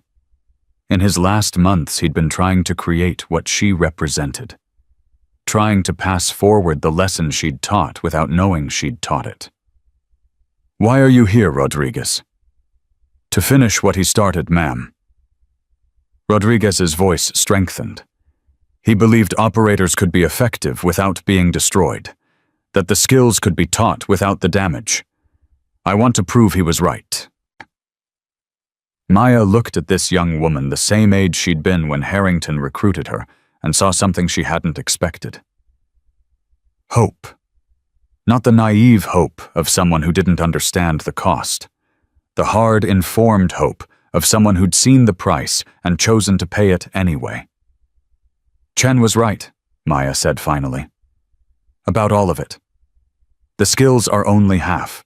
The judgment is what matters. The ability to choose correctly in impossible moments. Can you teach me, really teach me? Maya was quiet for a long moment. I can teach you what I know, what I've learned. The techniques and the thinking and the weight of carrying both. She met Rodriguez's eyes. But I can't teach you how to survive it.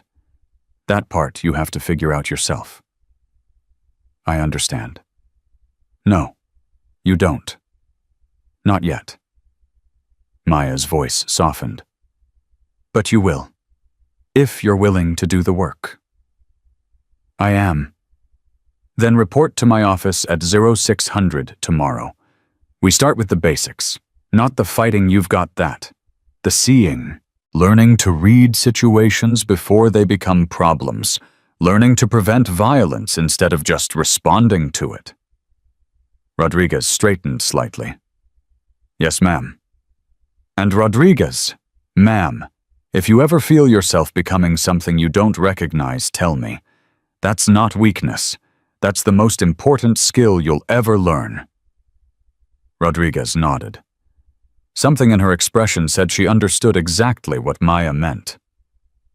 Dismissed. Rodriguez walked back toward the barracks.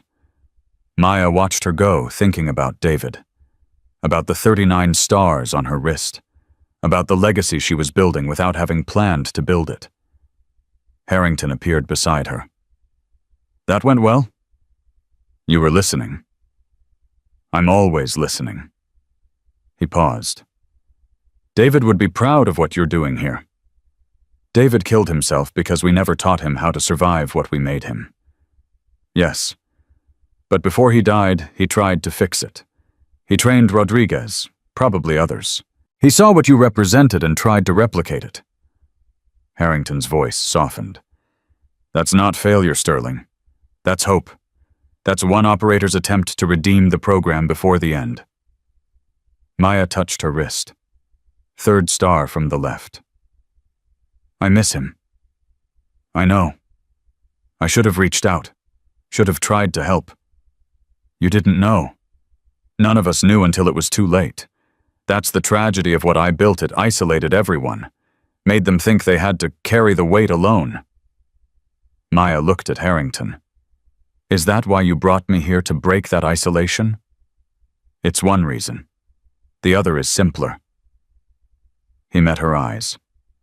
You're the only one who figured out the answer. The only one who learned to be lethal and human at the same time. The only one who chose correctly when it mattered most.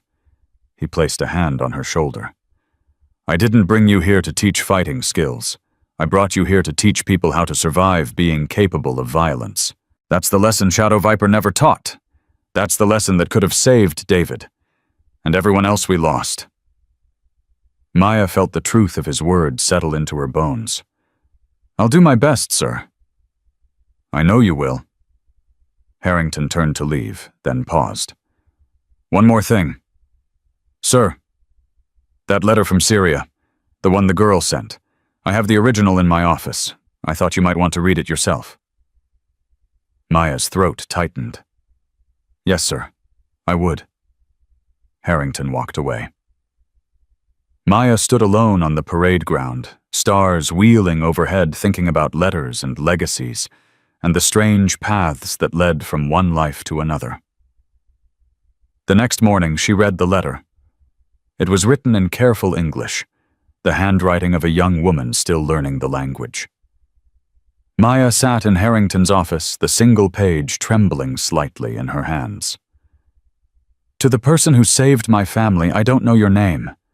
I don't remember your face. I was 7 years old, and everything was chaos and fear, and then you were there. I remember your hands, how steady they were, How gentle, even when everything around us was violence. You carried my brother when he couldn't walk. You covered my mother when the shooting started. You put yourself between us and danger, again and again. My mother says you could have left us, that your mission was to save someone else.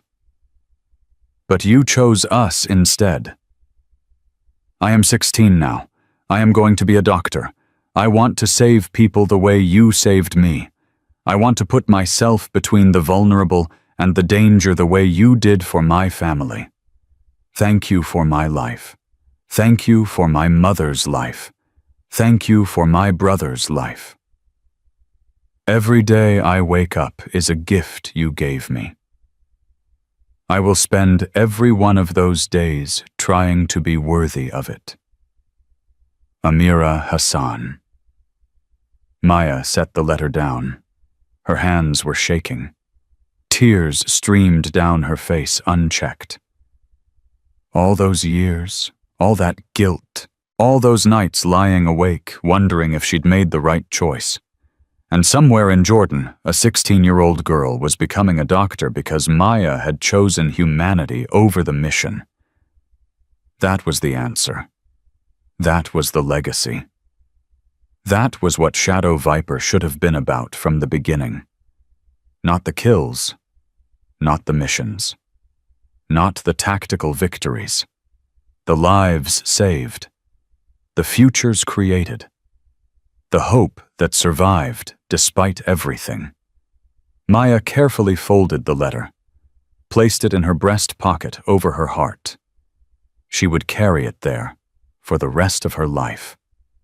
2 years later, Maya stood at the back of a graduation ceremony. 24 candidates were receiving their completion certificates for Advanced Special Operations Training, the course she'd built from nothing. The program that had become the model for special operations training across all branches. Cole stood at her side. He'd been promoted to chief instructor 6 months ago, running the day-to-day operations, while Maya focused on curriculum development and the most challenging cases. Rodriguez was in the front row of graduates. She'd become everything David Chen had hoped for, effective, controlled human. In 3 months, she would deploy to a conflict zone Maya couldn't name to do things that would never appear in any report. But she would come home. Maya was certain of that, because Rodriguez had learned the lesson, had internalized the judgment, had understood that the skills were only half the humanity was what would save her. Harrington took the podium. Class 27, you have completed the most rigorous special operations training program in the world, not because of the physical demands, though those were significant, because of what you learned about yourselves. He paused, scanning the graduates. You learned that completion isn't the same as success, that following orders isn't the same as judgment, that the ability to kill doesn't make you a warrior, the ability to choose when not to kill does. His eyes found Maya at the back of the room. You learned these lessons from someone who paid a price to learn them herself. Someone who walked a path that destroyed most who attempted it. Someone who found a way to be both lethal and human when everyone told her it was impossible. He straightened. Take what you've learned here. Use it wisely. Remember that every choice has consequences. And when you face the impossible decision, and you will trust yourselves, trust your judgment, trust the training. He paused. And know that someone believes in you enough to have taught you how to survive it. The ceremony concluded. Graduates dispersed to find family members to celebrate to begin the next phase of their careers. Rodriguez approached Maya. Ma'am. Rodriguez, congratulations. I wanted to thank you for everything. You did the work. I just pointed the direction. Rodriguez shook her head. No, you did more than that. You showed me it was possible, that the skills and the humanity could coexist, that I didn't have to become a monster to be effective. She paused. David told me about you. But meeting you, training with you, it made it real. Maya touched her wrist. The mark was visible now, always. She'd stopped hiding it the day she signed Harrington's contract. Promise me something. Anything. When it gets hard, and it will get hard, reach out. Talk to someone. Don't carry it alone. That's what killed David. The isolation. The belief that strength meant suffering in silence. Rodriguez nodded. I promise. And if you ever train someone else someday, and you will teach them the same thing, not just the techniques, the survival, the humanity, the ability to come home whole. I will, ma'am. Rodriguez saluted. Maya returned it. Then the young woman walked away toward a future that would be different because of everything she'd learned. Maya watched her go. Cole appeared at her shoulder. You're thinking about David? Always? He'd be proud of what you've built here. Maybe. Maya touched her wrist. I'd rather he was alive to see it. So would I. Cole paused. But if he hadn't done what he did, training Rodriguez trying to fix things before the end, none of this would exist. His legacy lives in every candidate who graduates from this program. Maya considered that. Legacy. She rolled the word around in her mouth. I never thought about it that way. That's because you're still young. Give it another 20 years. Cole smiled slightly. You'll start thinking about what comes after. What comes after is more people like Rodriguez, more operators who understand the cost, more warriors who know when not to fight. Exactly. Cole turned to face her fully. That's the legacy, Sterling, not the missions you completed, not the people you killed, the people you taught, the minds you shaped, the understanding you passed forward. He gestured toward the dispersing crowd. Every one of those graduates will train others someday, and those people will train more. And eventually the lesson you learned in Syria, the one that almost destroyed you, will be standard doctrine, the default approach, the way it's supposed to be done. Maya felt something shift in her chest. A weight lifting, a purpose clarifying. I never wanted to be a legend. Nobody does. That's what makes you a good one. Cole walked away to congratulate the graduates. Maya stood alone, watching the parade ground empty, thinking about everything that had led to this moment. Harrington appeared beside her one final time. You've done something remarkable here, Sterling. We've done something, sir. No, this is yours.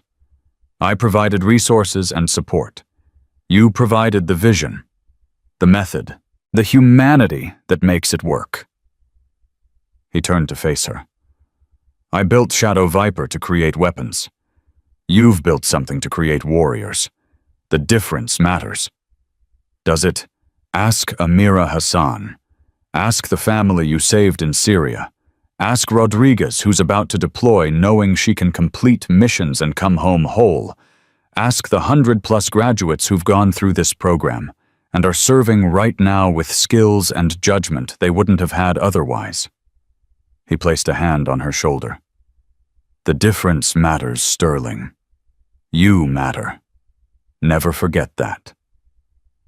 He walked away.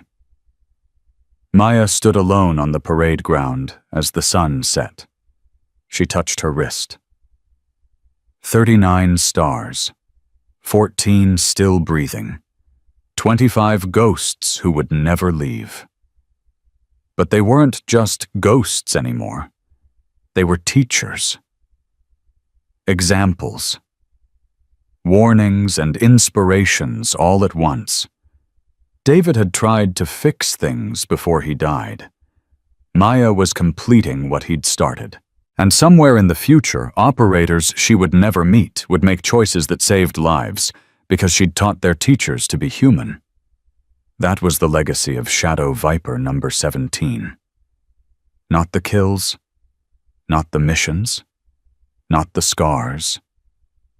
the lives saved, the futures created. The understanding passed forward. Maya looked at the mark on her wrist one final time. Then she turned and walked toward her office. There was curriculum to develop, candidates to evaluate, a next generation to prepare.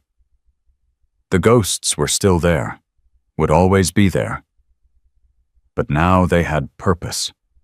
Now they had meaning. And that made all the difference. The drill had stopped 2 years ago. Colonel Harrington had shouted those words across every radio frequency and changed everything. But the real mission, the one that mattered, had just begun. Maya Sterling was no longer hiding. She was building, and what she was building would outlast her outlast shadow. Viper, outlast everything that had tried to break her. Because weapons eventually rust and fail. But warriors who know when not to fight, they live forever in the people they save. That was the truth Maya had learned in Syria. That was the truth she would teach for the rest of her life. And that was enough.